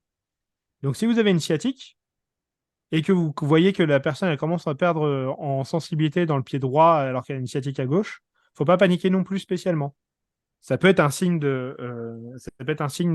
comment dire, de syndrome de la queue de cheval, mais ça peut être aussi rien du tout. Juste le fait que on a vu que quand le nerf est irrité, il y a une neuroinflammation qui progresse tout le long du nerf, et cette neuroinflammation, elle peut toucher l'autre côté. Et si vous vous souvenez de ce que j'avais dit tout à l'heure, l'inflammation, ça entraîne la rupture du transport axonal. Donc, pas de panique si jamais la personne elle perd en sensibilité de l'autre côté. Il faut être vigilant, mais pas forcément paniquer. Et dernier point qui peut déclencher les douleurs, c'est le nocebo. Si vous dites aux gens que qu'ils ont une hernie discale, eh ben, il y a certaines personnes qui vont se comporter différemment. Donc, le comportement lui-même peut déclencher des changements dans la douleur. Mais aussi, rien que le fait d'imaginer les choses, ça peut ça peut créer des douleurs. Donc, ça a été vérifié dans plusieurs études, expérimentalement. Donc, on ne sait pas s'il il y a des gens qui pensent qu'ils ont une hernie discale, ça déclenche des douleurs, ça joue dans leur douleur, mais on sait que on peut tout à fait induire des douleurs juste en faisant flipper les gens. Et donc, dire le terme hernie discale, ça peut créer du nocebo aussi. Donc, c'est trois grosses manières dans lesquelles les hernies discales peuvent contribuer aux douleurs des gens. Est-ce que tu as des choses à rajouter, Joshua, là-dessus? Et j'ai vu qu'il y a des messages en discussion. Ouais. Bah, peut-être déjà sur la fin, une anecdote en pratique que moi j'ai vécue, une patiente que je reçois en soins pour une sciatique. Alors, pour rappel, tant que j'évoque le terme de sciatique, ça veut simplement dire une douleur dans le membre inférieur qui suit le trajet du nerf sciatique. C'est pareil pour cruralgie. Ça n'a aucune portée diagnostique. C'est-à-dire que ça ne nous dit pas à quoi on réfère le terme de sciatique. Ça veut pas dire qu'il y a une atteinte du nerf sciatique. Pourtant, c'est ce que les gens comprennent. Dans les faits, on leur dit, vous avez une sciatique, les gens y pensent, j'ai un problème au nerf sciatique. Pas nécessairement. C'est important de rappeler qu'on peut avoir des douleurs référées somatiques, donc pas d'implication du tissu nerveux, et qu'on leur diagnostique quand même pourtant une sciatique. C'est comme une lombalgie. Une lombalgie, c'est un symptôme douloureux de plein de choses possibles, donc c'est pas en tant que tel un diagnostic. Donc cette patiente que je vois pour cette sciatique, qui pour le coup avait un tableau relativement explicite et assez clair d'un discal, des diagnostics qui n'avaient pas été posés à ce moment-là. Donc je finis par m'en ouvrir à elle en lui disant que bon, voilà, on a déjà fait quelques séances, elle s'est déjà améliorée avec nos séances, avec nos exercices, mais là une IRM qui était prévue, et donc me dis que je vais peut-être la prévenir de ce que je suspecte qu'on puisse lui trouver. C'est-à-dire que voilà, elle a un tableau clinique qui ressemble quand même à ce qu'on s'attendrait face à une hernie discale. Donc, c'est pas à moi de poser le diagnostic. L'IRM nous dira ce qu'il en est. Je lui dis simplement, je vous préviens, en général, lorsqu'on trouve une hernie chez les gens, on a tendance à leur faire un petit peu peur avec des mots qui font un peu peur. Et si vous avez plus peur, il se peut que vous ayez aussi plus mal. Elle me dit d'accord. Elle décide donc quand même passer son IRM et je la revois la semaine suivante et elle vient donc dans la salle d'attente, elle me regarde avec un air relativement dépité et elle me dit, j'ai pensé à vous. Puis, c'est-à-dire, elle me dit, ben, on m'a trouvé une hernie discale, on m'a fait peur, et depuis que j'ai peur, j'ai aussi plus mal. Et en fait, elle m'explique que donc son radiologue l'a convoquée et a pris le temps de lui dire qu'elle avait une hernie discale massive et que donc il fallait envisager une chirurgie. Donc, elle allait devoir consulter un neurochirurgien. Il lui demande un petit peu ce qu'elle a comme soin actuellement. Elle lui dit, ben, je fais de la kiné, d'accord, je fais des exercices, il y a bon. À l'époque, à ce moment-là, ben, ce qui améliorait, elle, c'était des mouvements d'extension et d'extension lombaire. Donc, quand elle lui dit ça, lui, affolé, il dit surtout pas, il faut arrêter, c'est dangereux pour le nerf. Euh, voilà. Donc, elle repart avec ça. Elle voit son médecin généraliste qui lui dit, bon, ben écoute, on est au mois de juin. Il lui dit, tu ne partiras pas en vacances, je te demande d'arrêt de travail et on va demander un avis chirurgical, mais voilà, ne pense pas pouvoir faire la route pour partir dans le sud comme prévu cet été. Donc, elle était relativement alertée, affolée. Elle me dit elle-même qu'elle se voyait déjà en fauteuil roulant et déjà plus handicapée que sa grand-mère. Et finalement, en refaisant les exercices qu'on avait vus ensemble, elle s'améliore et finit par se rassurer elle-même, si je puis dire, euh, euh, malgré ça. Donc, pour le coup, je pense qu'on a eu la chance de pouvoir la prévenir et qu'elle puisse aussi être un petit peu préparée, et que ce soit plus facile, entre guillemets, derrière de remettre une couche sur le fait que, bon, bah, heureusement, c'est pas si grave que ça. Et d'ailleurs, en fait, elle s'est améliorée dans le mois qui a suivi. Elle a repris le travail sous 5 semaines, suite à l'IRM. Voilà, donc pour enfoncer un peu le clou par rapport au nocebo. Donc du coup, ça fait le lien par rapport à ce que j'évoquais en début de conférence sur, voilà, confrère radiologue, j'aimerais qu'on puisse discuter sur, j'aimerais comprendre pourquoi est-ce qu'on parle de hernie lorsqu'on parle de mouvement, alors que ça implique pas nécessairement les mêmes choses. Moi, j'ai une petite dia qui résume un petit peu voilà, les différents éléments cliniques qu'on peut retrouver sur un patient avec une hernie discale. Peut-être que je peux la partager peut-être comme un résumé. Hop.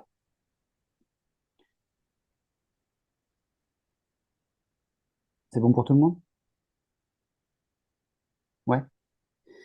Donc, si on essaie de corréler un peu les douleurs au processus physiopathologique qu'on a évoqué, donc on va avoir au niveau du disque intervertébral, comme on l'a évoqué, voilà, la fissure radiale avec le matériel nucléaire, en tout cas intradiscal, qui s'extirpe et qui va irriter, stimuler les récepteurs qui sont situés dans le tiers externe de l'annulus fibrosus.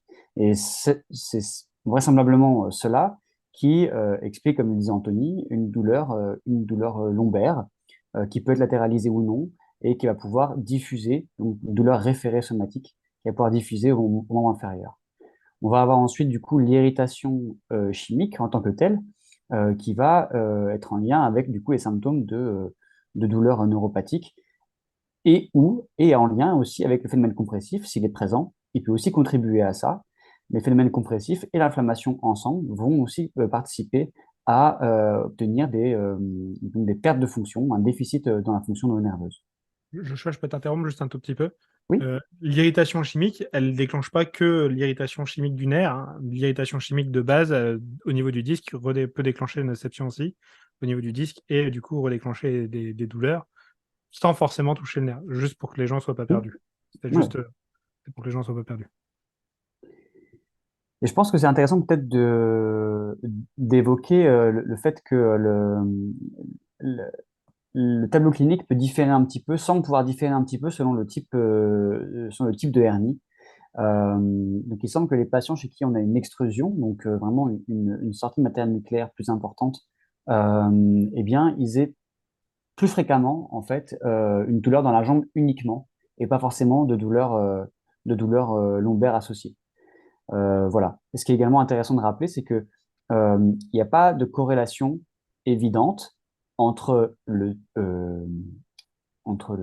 taille de la hernie euh, ou le type de hernie avec la présence ou non d'un déficit neurologique. Donc, au moins pour les hernies, la taille ne compte pas forcément. Bah, il n'y a pas que la taille qui compte dans tous les cas, pas que pour la hernie, mais pour plein d'autres Oui, raisons. oui. Allez. Euh, est-ce que du coup, est-ce que toi, tu as des idées de souvent, même après les opérations, même après chirurgie, quand on retire la hernie, il y a des gens qui conservent des sciatiques. Est-ce que toi, tu as des idées de pourquoi? Bah oui, j'ai des idées. Très bien, super. Bon, bah, t'as répondu à ma question, j'ai posé une question fermée, tu me fais une réponse fermée, c'est bien. Bah, tu veux que je développe peut-être? Oui. Donc, on peut avoir une neuroinflammation déjà persistante dans une très belle étude réalisée par Albrecht et collaborateurs de 2017, si ma mémoire est bonne, ou 2018.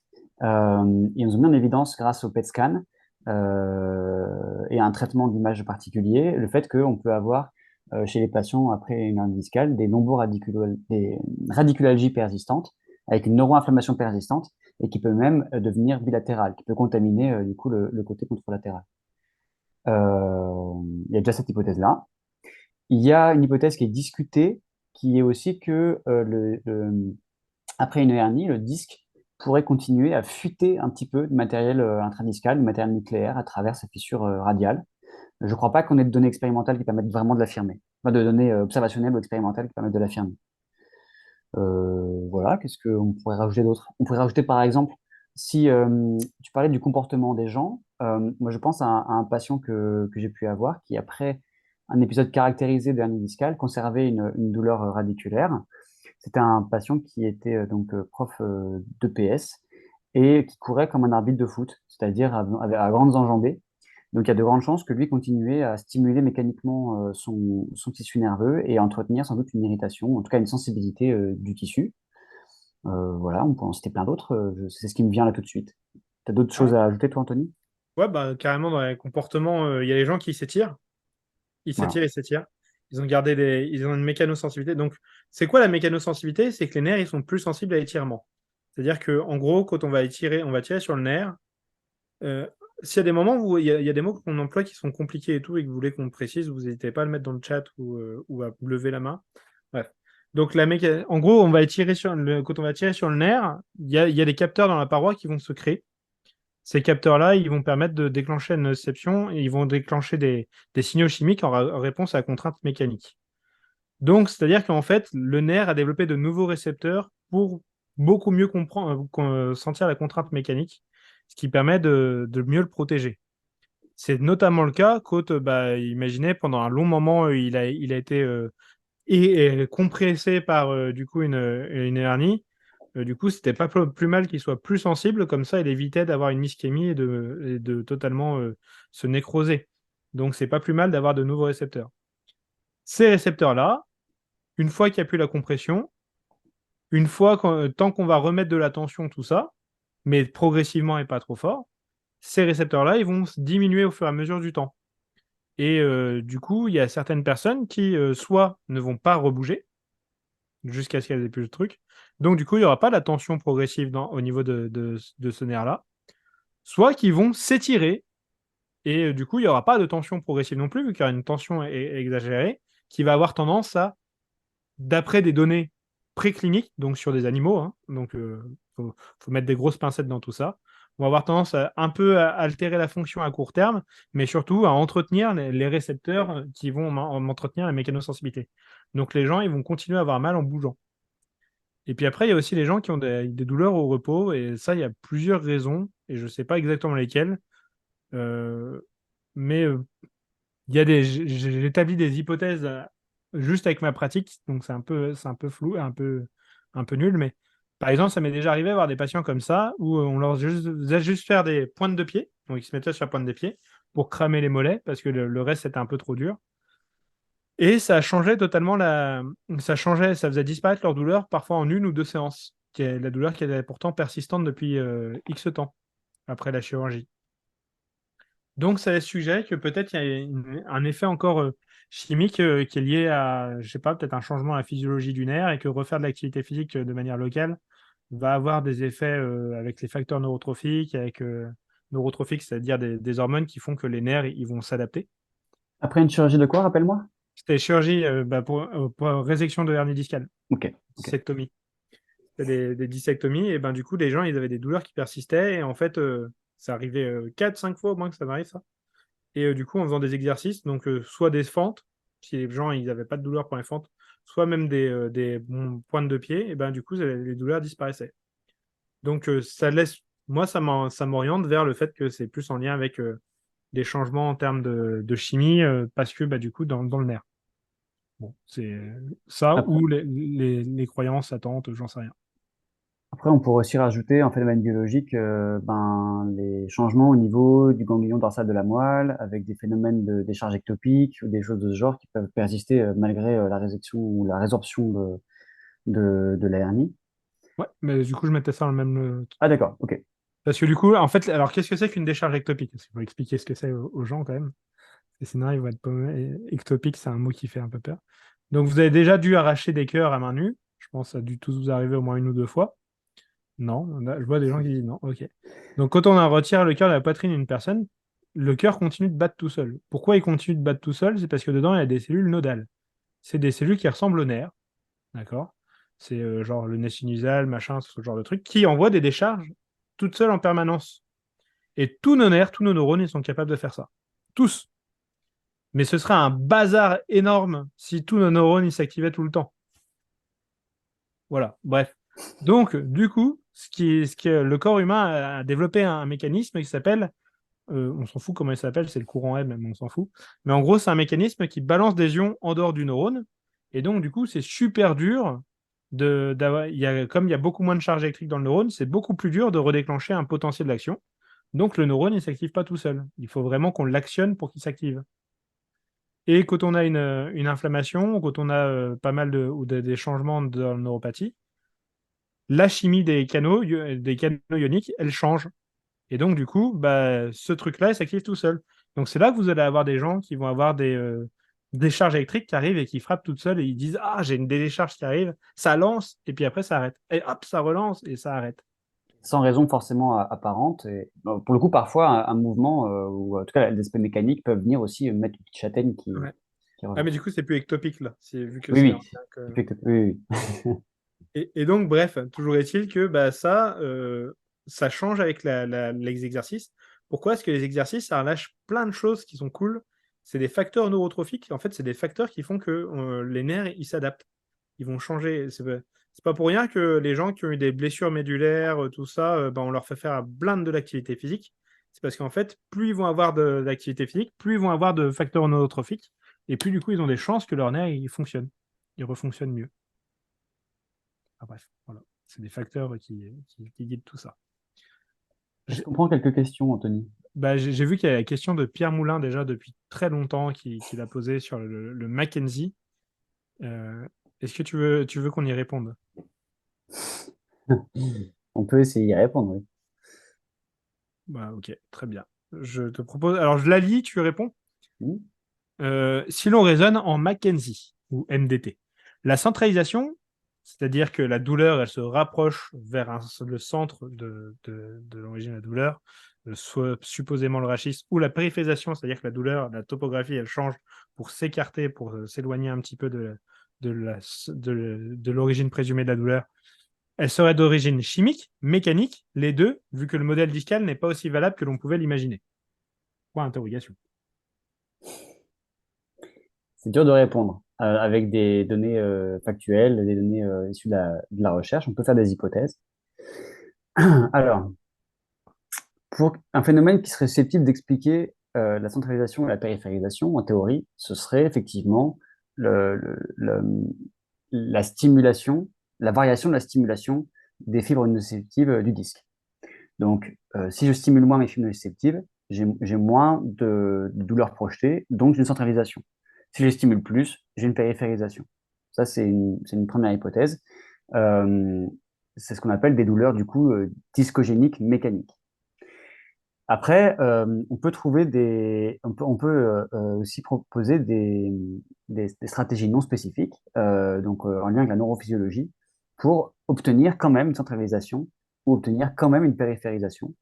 Donc, c'est pas vraiment, à ma connaissance, vraiment chimique, on ne peut pas le dire comme ça, je crois, mais c'est plutôt du coup neurophysiologique. Euh, voilà, la seule pour moi, la seule donnée expérimentale factuelle que j'ai en tête qui peut justifier un point de vue neurophysiologique à la centralisation, c'est dans l'étude même de Laslett qui étudie la centralisation, où du coup, il compare, donc lui, il fait son bilan sur les patients, il regarde s'il obtient une centralisation et en fait aussi une périphérisation. Et par ailleurs, en aveugle, un neuroradiologue, pardon, un radiologue interventionniste, excusez-moi, va réaliser donc que ce que Anthony a présenté, c'est-à-dire une discographie de provocation, où on cherche à savoir si effectivement il y avait un disque qui était bien symptomatique, qui était bien douloureux, si avec la discographie, on reproduit la douleur du patient. Et on compare, on fait un tableau croisé. Ça nous donne du coup de la clinimétrie, donc ce sont les choses que vous adorez, hein, la sensibilité, la spécificité, ce genre de choses. Voilà. Et ce qu'on observe, c'est que il y a des faux positifs. Ça veut dire quoi? Ça veut dire qu'il y a des gens qui ont une centralisation alors qu'ils ont une discographie de provocation négative. Donc des gens qui n'ont a priori pas d'origine discale à la douleur. Je mets des gros guillemets, Anthony, tu ne vois peut-être pas. En tout cas, qui n'ont pas manifestement de douleur discogénique mécanique. Donc, eux, il y a bien autre chose qui explique cette centralisation-là. Sans doute, du coup, des facteurs chimiques ou neurophysiologiques, mais à ce stade, on n'a pas de données factuelles, expérimentales ou observationnelles qui permettent, à ma connaissance, de le dire. Anthony? Du coup, alors, je vais quand même. Moi, j'ai plein d'idées de mécanismes. Je ne sais pas juste, et je pense qu'ils jouent tous plus ou moins. Par contre, je ne sais pas dans quelle proportion. Donc, effectivement, là, ce que tu as présenté, ça laisse supposer que, effectivement, c'est quand même la nociception, elle pourrait quand même jouer, vu que la discographie de provocation, elle est quand même plus ou moins corrélée avec les centralisations, périphérisations. C'est-à-dire qu'en gros, comme il n'y a que le tiers externe du disque qui est innervé, bah, si on met moins de pression dans le tiers externe et on met la pression ailleurs, bah, peut-être qu'éventuellement, ça va diminuer la nociception et donc améliorer les douleurs. Ou alors, effectivement, changement dans la chimie. Et pourquoi le changement à la chimie? Bah, quand on tire sur les ligaments, sur l'annulus fibrosus, rappelez-vous, c'est comme des ligaments, il y a des fibroblastes à l'intérieur. Donc, c'est pas tout à fait des fibroblastes. Si, il me semble que c'est des fibroblastes. Bref, on s'en fout. Mais ces cellules-là, elles réagissent à la tension et donc elles vont relâcher des hormones anti-inflammatoires. Donc, faire des mouvements, ça va avoir des effets chimiques aussi également. Et surtout, il n'y a pas que ça. Et je pense qu'il y a des choses qui jouent beaucoup. Et je mettrai une pièce là-dessus. Déjà, les attentes des gens. C'est-à-dire que quand on va leur dire est-ce que votre douleur elle a changé? Est-ce que la douleur elle est au même endroit ou pas? Eh ben, on induit des attentes que la douleur est censée changer d'endroit. Et donc, forcément, en posant cette question-là, eh ben, on augmente les chances que la personne elle a l'impression qu'il y a des changements à topographie. Donc, je pense que ça joue beaucoup et que c'est un peu sous-estimé dans les mécanismes. Le contrôle de l'attention aussi, il joue beaucoup aussi. C'est-à-dire que, en fait, pour vous donner un exemple, il y a une étude qui a été faite où ils ont pris du chaud, ils ont pris une thermode très chaude, ils l'ont mis sur le mollet des gens. Ça fait mal. D'accord? Elle était à 42, 43 degrés, je crois. Et du coup, ce qu'ils ont fait, c'est qu'ils en ont mis une deuxième au niveau de la cuisse. Et quand ils faisaient ça, les gens, ils avaient l'impression que la douleur, elle se déplaçait le long du mollet pour arriver jusqu'à la cuisse. Et du coup, ils ne sentaient plus la douleur dans le mollet. Ils avaient l'illusion que la douleur, elle se déplaçait, qu'en fait, elle était en train de centraliser vers la cuisse. Et qu'est-ce qui s'est passé là? Bah, c'est juste que le nouveau stimulus de chaleur a totalement inhibé l'autre stimulus. Donc imaginez, vous avez une douleur au genou. Vous faites des mouvements dans le bas du dos. Vous créez un nouveau stimulus dans le dos. Genre avant, vous n'aviez pas de problème. Et là, vous êtes en train de créer de la nociception dans le dos. Bah, ça a donné l'illusion que la douleur, elle se déplace pour aller vers le dos. Et donc, ça donne l'illusion qu'il y a une centralisation, qu'en fait, le problème venait de là, alors qu'en fait, on a peut-être juste créé une autre douleur. Donc ça, c'est un autre mécanisme qui pourrait expliquer le phénomène de centralisation. Et je pense qu'il existe, qu'il y a d'autres, mais que l'autre existe et tout ça. Et juste, c'est difficile de faire le tri chez les patients et surtout de voir dans quelle proportion de patients ont ça ou autre chose. Toujours est-il qu'à l'heure actuelle, centralisation, périphérisation, pour l'instant, on sait juste que c'est de bons pronostics. Après, ça ne change rien au traitement. On sait que c'est de bons pronostics, ok, bah, il périphérise, c'est bien, il centralise, c'est bien, on peut continuer à faire notre vie normalement. Il y a une question de Diego, c'est s'il y a une neuroinflammation persistante au post-opératoire, quelles sont les options de traitement? Bah, encore faut-il déjà objectiver la neuroinflammation. Et ça, à ma connaissance, à part le PET scan, ce qui est pas ce qui est déjà irradiant et ce qui n'est pas une technique d'imagerie faite en pratique courante, donc ce qui a été fait dans l'étude d'Albrecht, on ne peut pas identifier, en tout cas confirmer physiopathologiquement parlant, qu'il y a une neuroinflammation persistante en post-opératoire.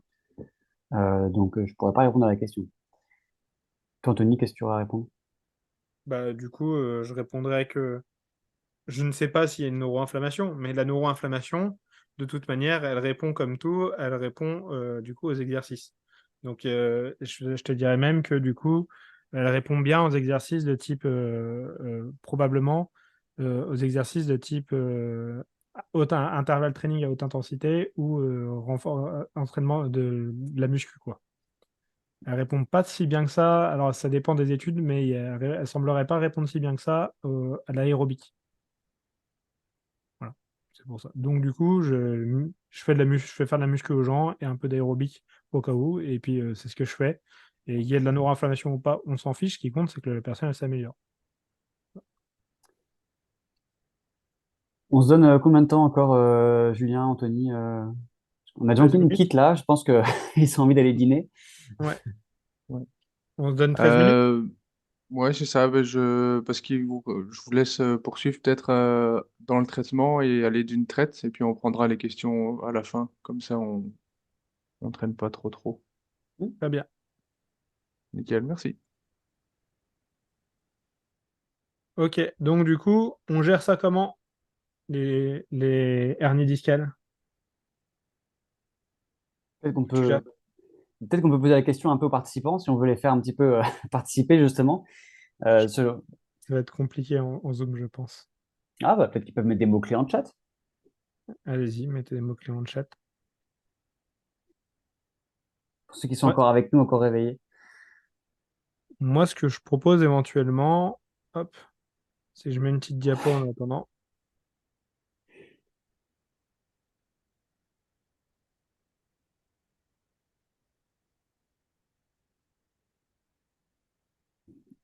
On a des petits marrants en chat.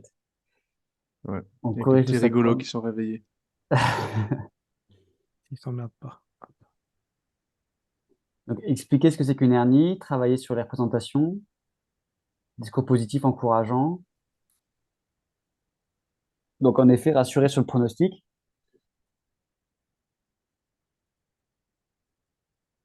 Donc, effectivement, je pense que déjà, il faut pas traiter la hernie discale, il faut traiter la personne qui a la hernie discale. Et donc, du coup, ça passe par plusieurs choses. Déjà, il faut faire du diagnostic différentiel ou moins d'exclusion. C'est-à-dire que bah, y a plein de personnes qui auront une hernie discale, mais en fait, la hernie discale n'expliquera pas les symptômes. S'il y a quelqu'un qui se présente avec des symptômes qui ressemblent à une hernie discale, des pertes de force dans la jambe et tout ça, il faut toujours envisager les choses. Moi, j'ai eu une patiente il n'y a pas si longtemps que ça. Euh, En fait, elle venait pour une douleur sciatique et elle avait des pertes de force dans son membre inférieur gauche. Et en fait, ce que je me suis rendu compte, c'est qu'elle avait aussi des pertes de sensibilité dans son membre supérieur gauche et des pertes de force dans le membre inférieur droit. Et tout ça, ça commence à puer un petit peu. Et en fait, on a mis un peu de temps, mais elle avait un déficit en vitamine B12 parce qu'elle était végétarienne. Et donc, du coup, ce qui est important déjà, je pense, c'est de hop, bien penser que je vous propose de faire une capture d'écran de ça, si vous voulez, ou de faire l'information parce que je le donne dans le guide dans le guide qui accompagne la formation d'examen neuro. Qu'en gros, s'il y a des gens qui ont des trucs qui ressemblent à des, euh, à des sciatiques, il faut penser que ça peut être n'importe quoi de tout ça. Ça peut être soit une neuropathie périphérique, mécanique, auto-immune, ça peut même être une sclérose latérale amyotrophique, ce genre de choses, ce qui est heureusement très rare, ce qui peut être d'origine métabolique. Donc là, ma patiente, c'était ce qu'elle avait, hein. Elle avait en fait un déficit en vitamine B12.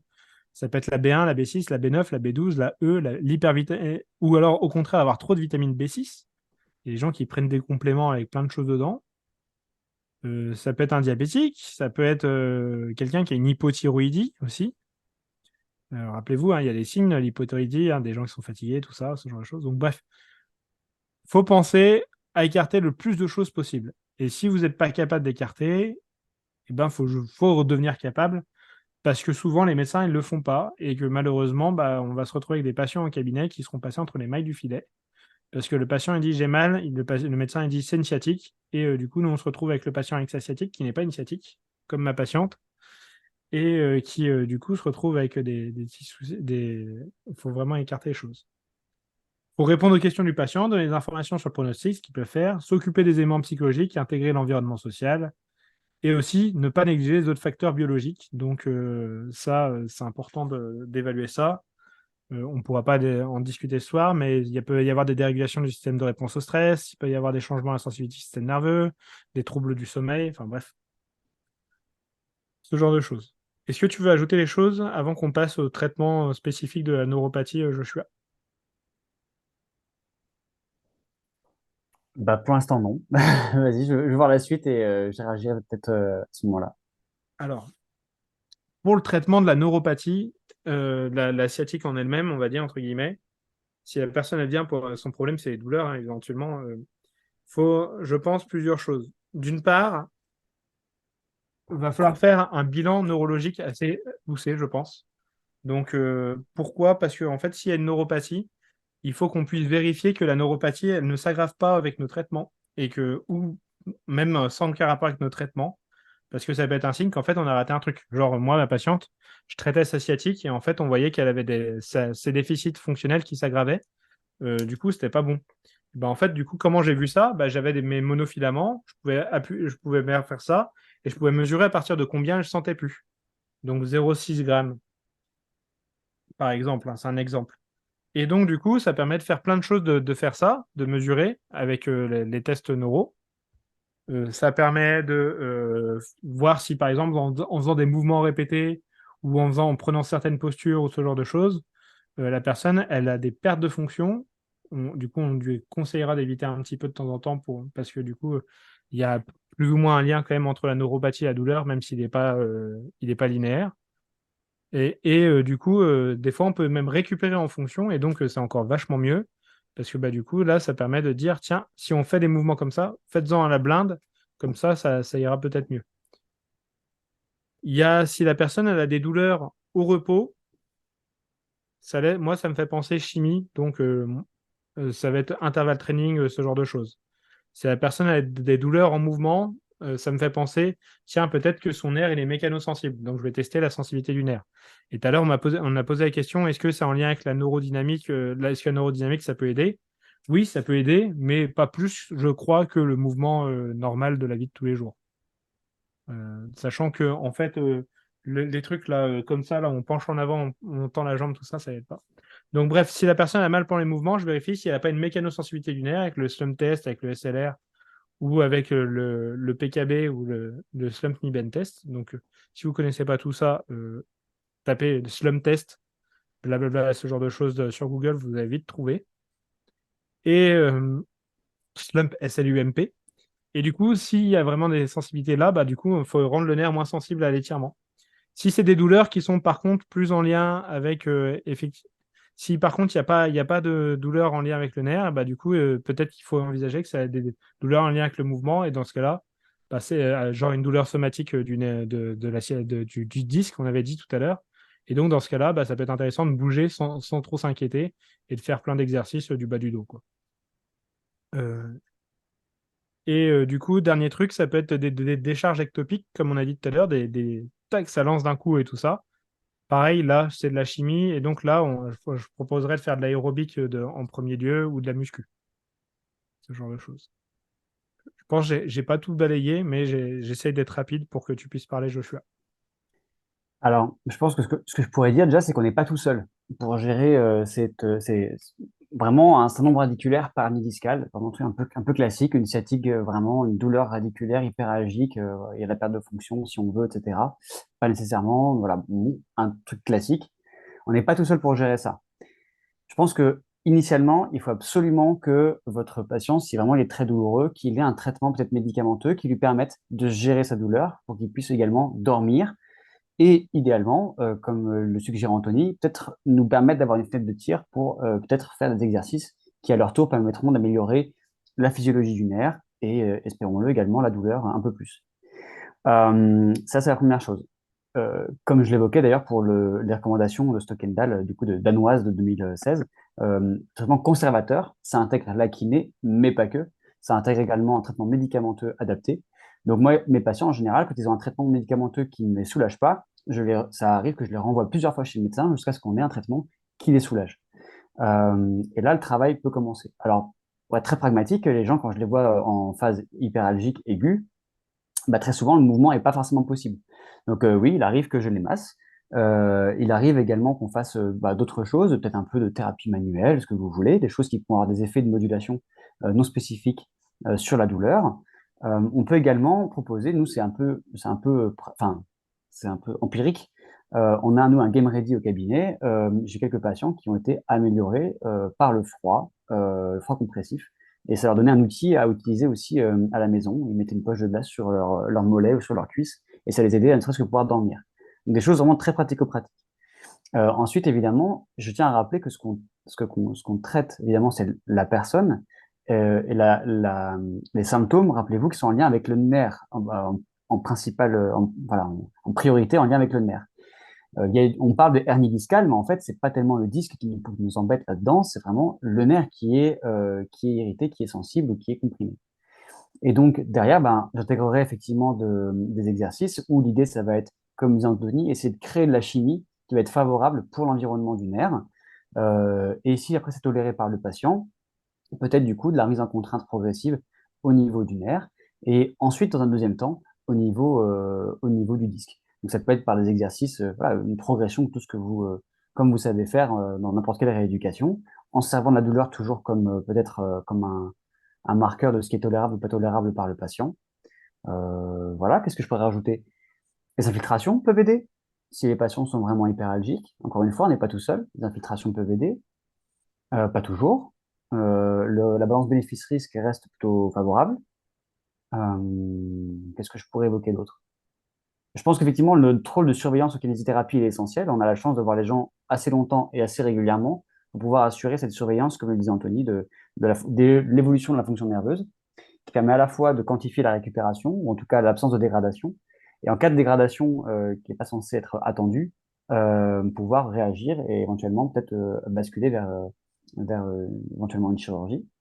Je pense qu'on a aussi ce rôle d'éducation auprès des patients par rapport effectivement au pronostic quand même favorable de l'hernie discale, mais d'éducation aussi sur le fait que puisqu'il y a un processus inflammatoire de réparation, ce processus, il n'est pas forcément linéaire, il évolue par poussée, et donc il est attendu que dans leur parcours, ils aient des phases de crise, des phases de mieux.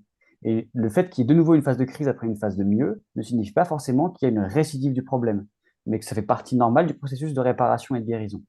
Donc il faut qu'on ait avec eux un plan de bataille pour pouvoir gérer ces phénomènes, enfin ces moments de crise-là. Euh, voilà, donc je pense que c'est aussi à ça que doivent servir les séances, anticiper un petit peu sur la suite du parcours. Euh, voilà ce que j'aurais à ajouter, que tu n'aurais pas dit, qui serait peut-être plus général que ce que tu as proposé, Anthony.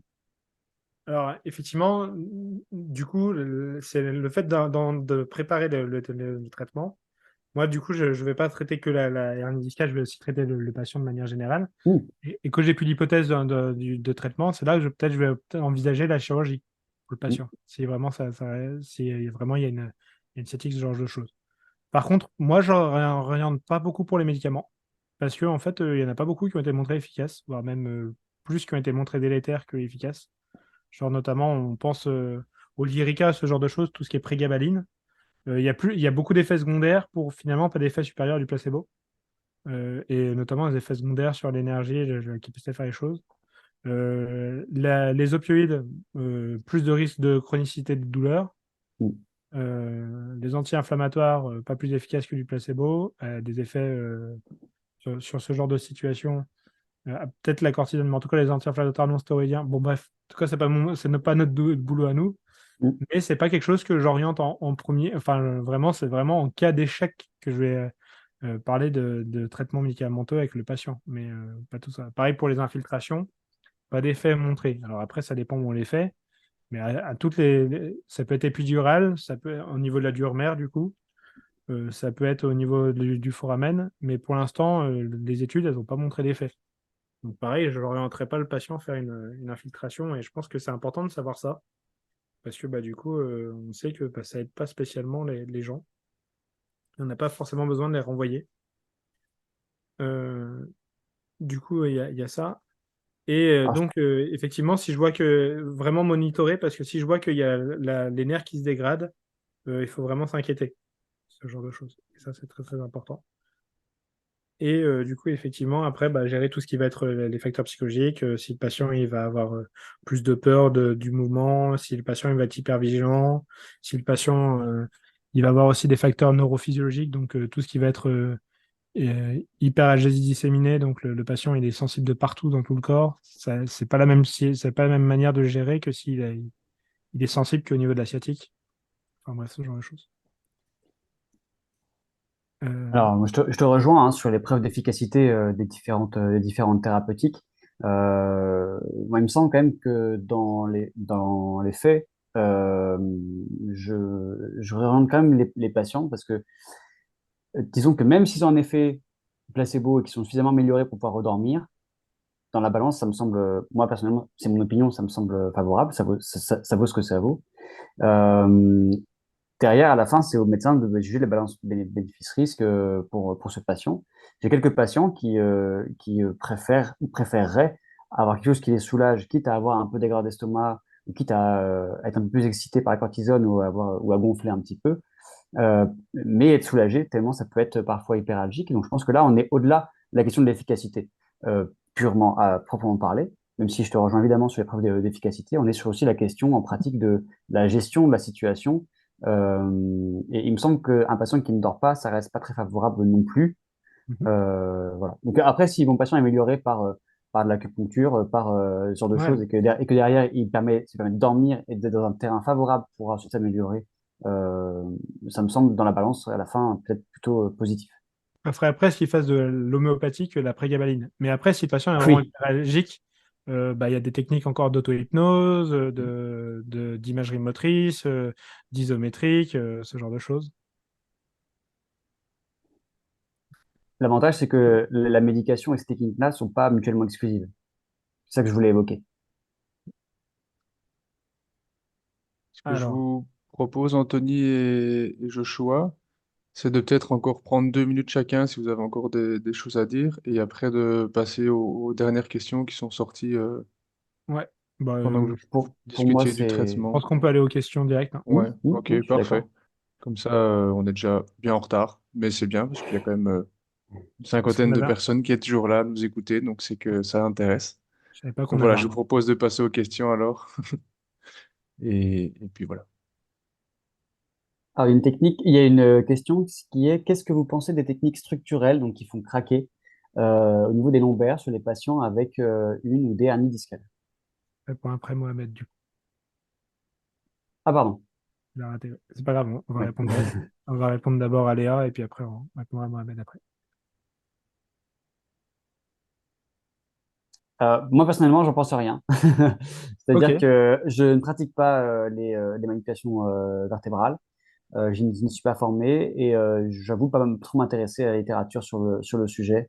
Euh, voilà, je suis honnête avec ça. ok. Moi, ce que je peux dire, c'est que c'est une bonne option.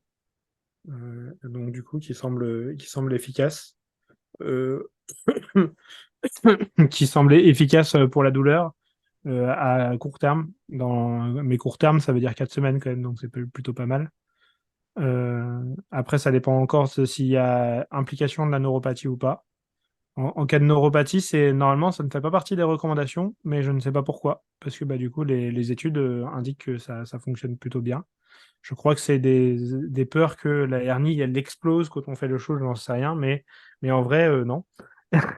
Ça, à mon avis, la question qui est posée est aussi en lien avec la sûreté du geste vis-à-vis de la hernie. Moi, je pense que, étant donné que la manipulation, elle semble pas très spécifique, je pense qu'en vrai, ce qui peut être intéressant, c'est vraiment de monitorer l'évolution avant, après manipulation. Par exemple, de faire des mobilisations en harmonique ou en léger dans le sens où on veut aller, de mesurer la sensibilité avant, de mesurer la sensibilité après, de voir si la sensibilité elle ne se dégrade pas. Parce que si elle se dégrade, ça veut dire qu'on est en train d'aggraver l'ischémie ou d'irriter un peu plus le nerf, et donc du coup, ça peut indiquer va pas plus loin. Et je pense que c'est juste qu'il faut bien monitorer, il n'y a pas de truc précis. En plus, il y a des choses qui me semblent bizarres. Par exemple, les mouvements répétés d'extension on a de type Mackenzie, là, comme ils font. Moi, dans ma tête, je me dis, oh, c'est super, c'est néfaste ça. Parce qu'en vrai, quand tu fais ça, si genre tu as une sciatique, bah, comme tu diminues l'espace dans les foramen intervertébraux, bah, du coup, tu augmentes encore plus l'irritation du nerf. Bah, il y a une étude qui a été menée, mais ils ont oublié de mettre un contrôle. C'est dommage. Mais en tout cas, ils ont vu qu'avant, après l'étude, les gens, ils avaient gagné en fonction du nerf. Donc, c'est plutôt un bon signe. Donc, moi qui me disais que c'était néfaste, j'étais grave surpris. Et du coup, je pense que les gens, ils sont plus. Il vaut mieux se baser sur l'irritabilité, les symptômes, que des théories de dire, ah bah tiens, si il a ça, il vaut mieux éviter de faire ça. Il vaut mieux plutôt vérifier en clinique qu'est-ce que le patient peut supporter et tester, y aller progressivement, mais y aller quoi. En test-retest finalement une mesure de fonction nerveuse. C'est ça? Ouais, c'est ça. Alors, il y a eu du coup d'autres questions. Donc, je propose qu'on réponde à celle de Mm. Mohamed, du coup. Que disent les études sur l'utilisation d'anti-inflammatoires? Je me dis que l'inflammation permet le processus de cicatrisation et donc que l'ANIS freine ce processus un peu comme sur une entorse. Je réponds. Vas-y, moi, j'ai ma réponse, mais je veux bien la tienne d'abord. Alors, bah, comme tu l'as dit, Anthony, si on parle de la douleur et du résultat clinique sur la douleur, il n'y a pas il y a pas de preuve en faveur, enfin, pas beaucoup de preuves en faveur des anti-inflammatoires par rapport à un placebo, avec plus d'effets secondaires sur les INS que sur le placebo. Alors, pour ce qui est de l'inflammation, INS-inflammation. Alors, moi, de ce que j'en sais, de ce que voilà, il me semble que l'inflammation n'étant pas un processus, enfin, est un processus qui est complexe, qui est multiparamétré, multifactoriel, parce qu'on prend un certain type d'anti-inflammatoire, cette voie chimique va être adressée par cet anti-inflammatoire-là, ne va pas casser l'ensemble de l'inflammation. Ce serait à la fois très néfaste et parfois presque trop beau, on pourrait se dire. Non, et donc du coup, ça va peut-être freiner effectivement la cicatrisation, l'inflammation, pardon. Peut-être ça va freiner un peu la réparation, mais encore une fois, la question, ça va être de savoir à quel point la situation est tolérable par le patient ou pas. Donc, il me semble qu'à la fin, comme tu dis, Anthony, il faut revenir aussi à ça, aux symptômes, voilà, et à l'aspect clinique. Donc, je ne crois pas qu'il y ait de données qui montrent une récupération moins favorable avec la prise des INS sur la résorption de la hernie ou sur l'amélioration des symptômes au long terme de sciatique. On a des preuves comme quoi c'est pas bénéfique, mais je crois pas qu'il y ait des preuves comme quoi ce soit néfaste. Ouais. Du coup, pour répondre, effectivement, moi, même pour les entorses, hein, c'est des théories qui ont été évaluées, enfin des théories, des hypothèses qui ont été avancées, comme si elles étaient valides, mais en fait, on n'a pas de données, pour des entorses de cheville, par exemple, qui montrent que la prise d'AINS est néfaste. Au contraire, on a des données qui semblent indiquer que ça peut avoir un effet, mais peut-être pas cliniquement significatif. Et c'est ce qui se passe, par exemple, pour une lombalgie aiguë. On a des effets sur la douleur qui sont supérieurs à du placebo, mais non cliniquement significatifs. Donc, du coup, on est plutôt vers le positif que vers le négatif. Et par contre, du coup, là, on a des doutes, c'est que en fait, quand on suit les gens à long terme, on voit qu'en termes d'imagerie, leurs imageries, elles sont moins belles, mais sur des trucs genre, j'ai jamais vu ça pour les disques, mais j'ai vu ça pour les articulations et pour les tendons, que la prise d'AINS a tendance à du coup à avoir un effet un peu néfaste, plus d'arthrose, plus de dégénérescence, mais sans que ce soit corrélé à de la clinique. Et donc, cliniquement, nos patients, ils verront jamais la différence qu'ils aient pris des ANS ou pas, que ce soit en bien ou en pas bien. Enfin, je crois. Et donc, du coup, int- de manière générale, moi, j'évite de me mêler des prescriptions des médecins. Mais du coup, si le médecin a prescrit des ANS, j'en parle pas. Après, si c'est des opioïdes et que je sais que c'est des néfastes, je vais quand même évoquer au patient, mais c'est pas moi qui dis, ah, oula, c'est pas terrible. Alors, il y a un élément également qui peut. Moi, j'ai vu passer sur Instagram pas plus tard que ce matin une méta-analyse pour la réparation, enfin pour la prise anti-inflammatoire après chirurgie de réparation d'une rupture de coiffe. Donc, revue systématique avec méta-analyse qui montrait qu'il n'y avait pas d'effet néfaste à la réparation après ce type de chirurgie pour ce type de rupture. Voilà, donc pour montrer qu'effectivement, c'est, comme tu disais, il y a un rationnel qui fait penser qu'effectivement ça peut être néfaste, mais encore faut-il que ce soit encore prouvé, et semble-t-il, ce n'est pas le cas à ma connaissance ou à notre connaissance. Même des infiltrations locales, selon le délai, ça peut améliorer la cicatrisation. Alors, ça a été montré dans une étude préclinique sur des rats où, en fait, du coup, au lieu de faire une infiltration en phase hyper aiguë, ils faisaient une infiltration, mais en phase un peu plus tardive. Et en fait, la cicatrisation était meilleure chez les rats. Donc, tu vois, c'est pas si évident que ça, Mm. malgré quelques annonces. Il y a Même si fissure. bénéfice. Pardon. Oui, pardon, dis-moi. Je suis encore trop loin, je pense, vas-y. Bénéfice-risque des manips vertébrales. Si on parle des lombaires. Ouais. Euh, Ben, je pense qu'on y a déjà répondu à cette question Mm. avec les techniques structurelles, non? Bah, on a parlé des bénéfices, mais on n'a pas parlé des risques. Ah Donc, oui, des risques. j'entends la question. Hmm. Est-ce que tu veux, je réponds. Donc, du coup, à ma connaissance, du coup, les balances bénéfices-risques est favorable, mais effectivement, tant qu'à faire, les exercices semblent être une meilleure indication si la personne est répondante aux exercices et que la personne a surtout des attentes favorables envers l'exercice. Parce que du coup, les risques des exercices, c'est quand même augmentation de l'espérance de vie, bon, courbature certes, mais augmentation de l'espérance de vie, diminution de risque de 27 maladies chroniques. Les risques de la manipulation vertébrale, c'est inconfort et du coup, éventuellement, dans un cas sur 12 000, je crois, hernie discale qui augmente. Enfin, bref, voilà. C'est un cas sur 200 000, une fracture. Bref. Alors, Donc, est-ce que la présence d'une fissure radiale, ça peut augmenter le risque du coup de ces manips? Demande le même utilisateur de Zoom. à ton avis, toi, Joshua. Moi, je pense rien.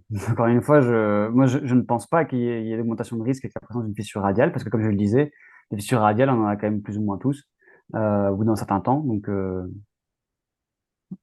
Du coup, je n'ai pas de données, de données là-dessus, mais dans ma compréhension des choses, il faut quand même vachement y aller pour réussir avec une manipulation spinale à déchirer un disque. Donc, du coup, je pense que au mieux ça stimule les fibroblastes, donc ça aide à la libération, l'amélioration de la matrice de collagène du disque.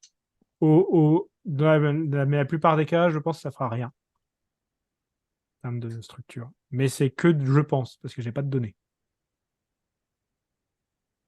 Et je crois qu'on a bon, fait le tour des je questions. crois qu'on est bon, ouais. Ouf. Peut-être que tu veux conclure, Julien?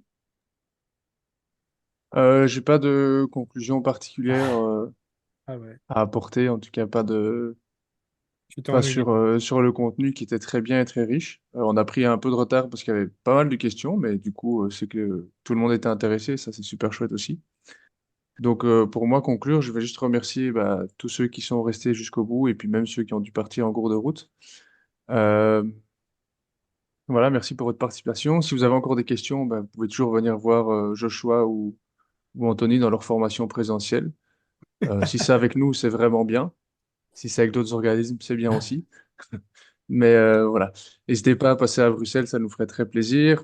Il y a encore des places pour autant celle d'Anthony que pour celle de Joshua. Donc n'hésitez pas à vous inscrire. Et voilà, merci à tous. Merci à Anthony, merci à Joshua. Et puis voilà, je vous laisse Merci à aussi un toi petit mot pour de, la fin peut-être. ouais, merci à toi de l'invitation. Merci à toi, Anthony. Ça devient un peu une habitude maintenant de faire nos lives tous les deux, j'ai l'impression. Ouais, c'est vrai. On va faire un Merci. live le mois prochain, du coup, Joshua. Allez, on fait comme ça. Ça va être le rendez-vous mensuel. Merci à tous les participants voilà, d'avoir assisté à ce live. Alors, ou en présentiel, enfin, ou en direct, en partie ou jusqu'au bout, ou ceux qui visionneront ça en replay. Et, du coup, s'il y a des gens qui n'ont pas compris les choses, parce que je pense que ça lui est arrivé, bah, envoyez-moi des messages sur Insta. Je répondrai peut-être pas tout le temps, mais du coup, si je vois que la plupart des gens ils n'ont pas compris, je vous ferai des stories ou des images pour que ce soit plus clair, ou un post ou j'en sais rien. Ah, Bonne puis soirée. si Anthony vous répond pas, vous pouvez m'écrire du coup après. Vous pouvez écrire à Joshua d'abord. Bon, merci à tous. Nickel, merci à tous. Bon Merci. appétit et bonne Bonne soirée. soirée.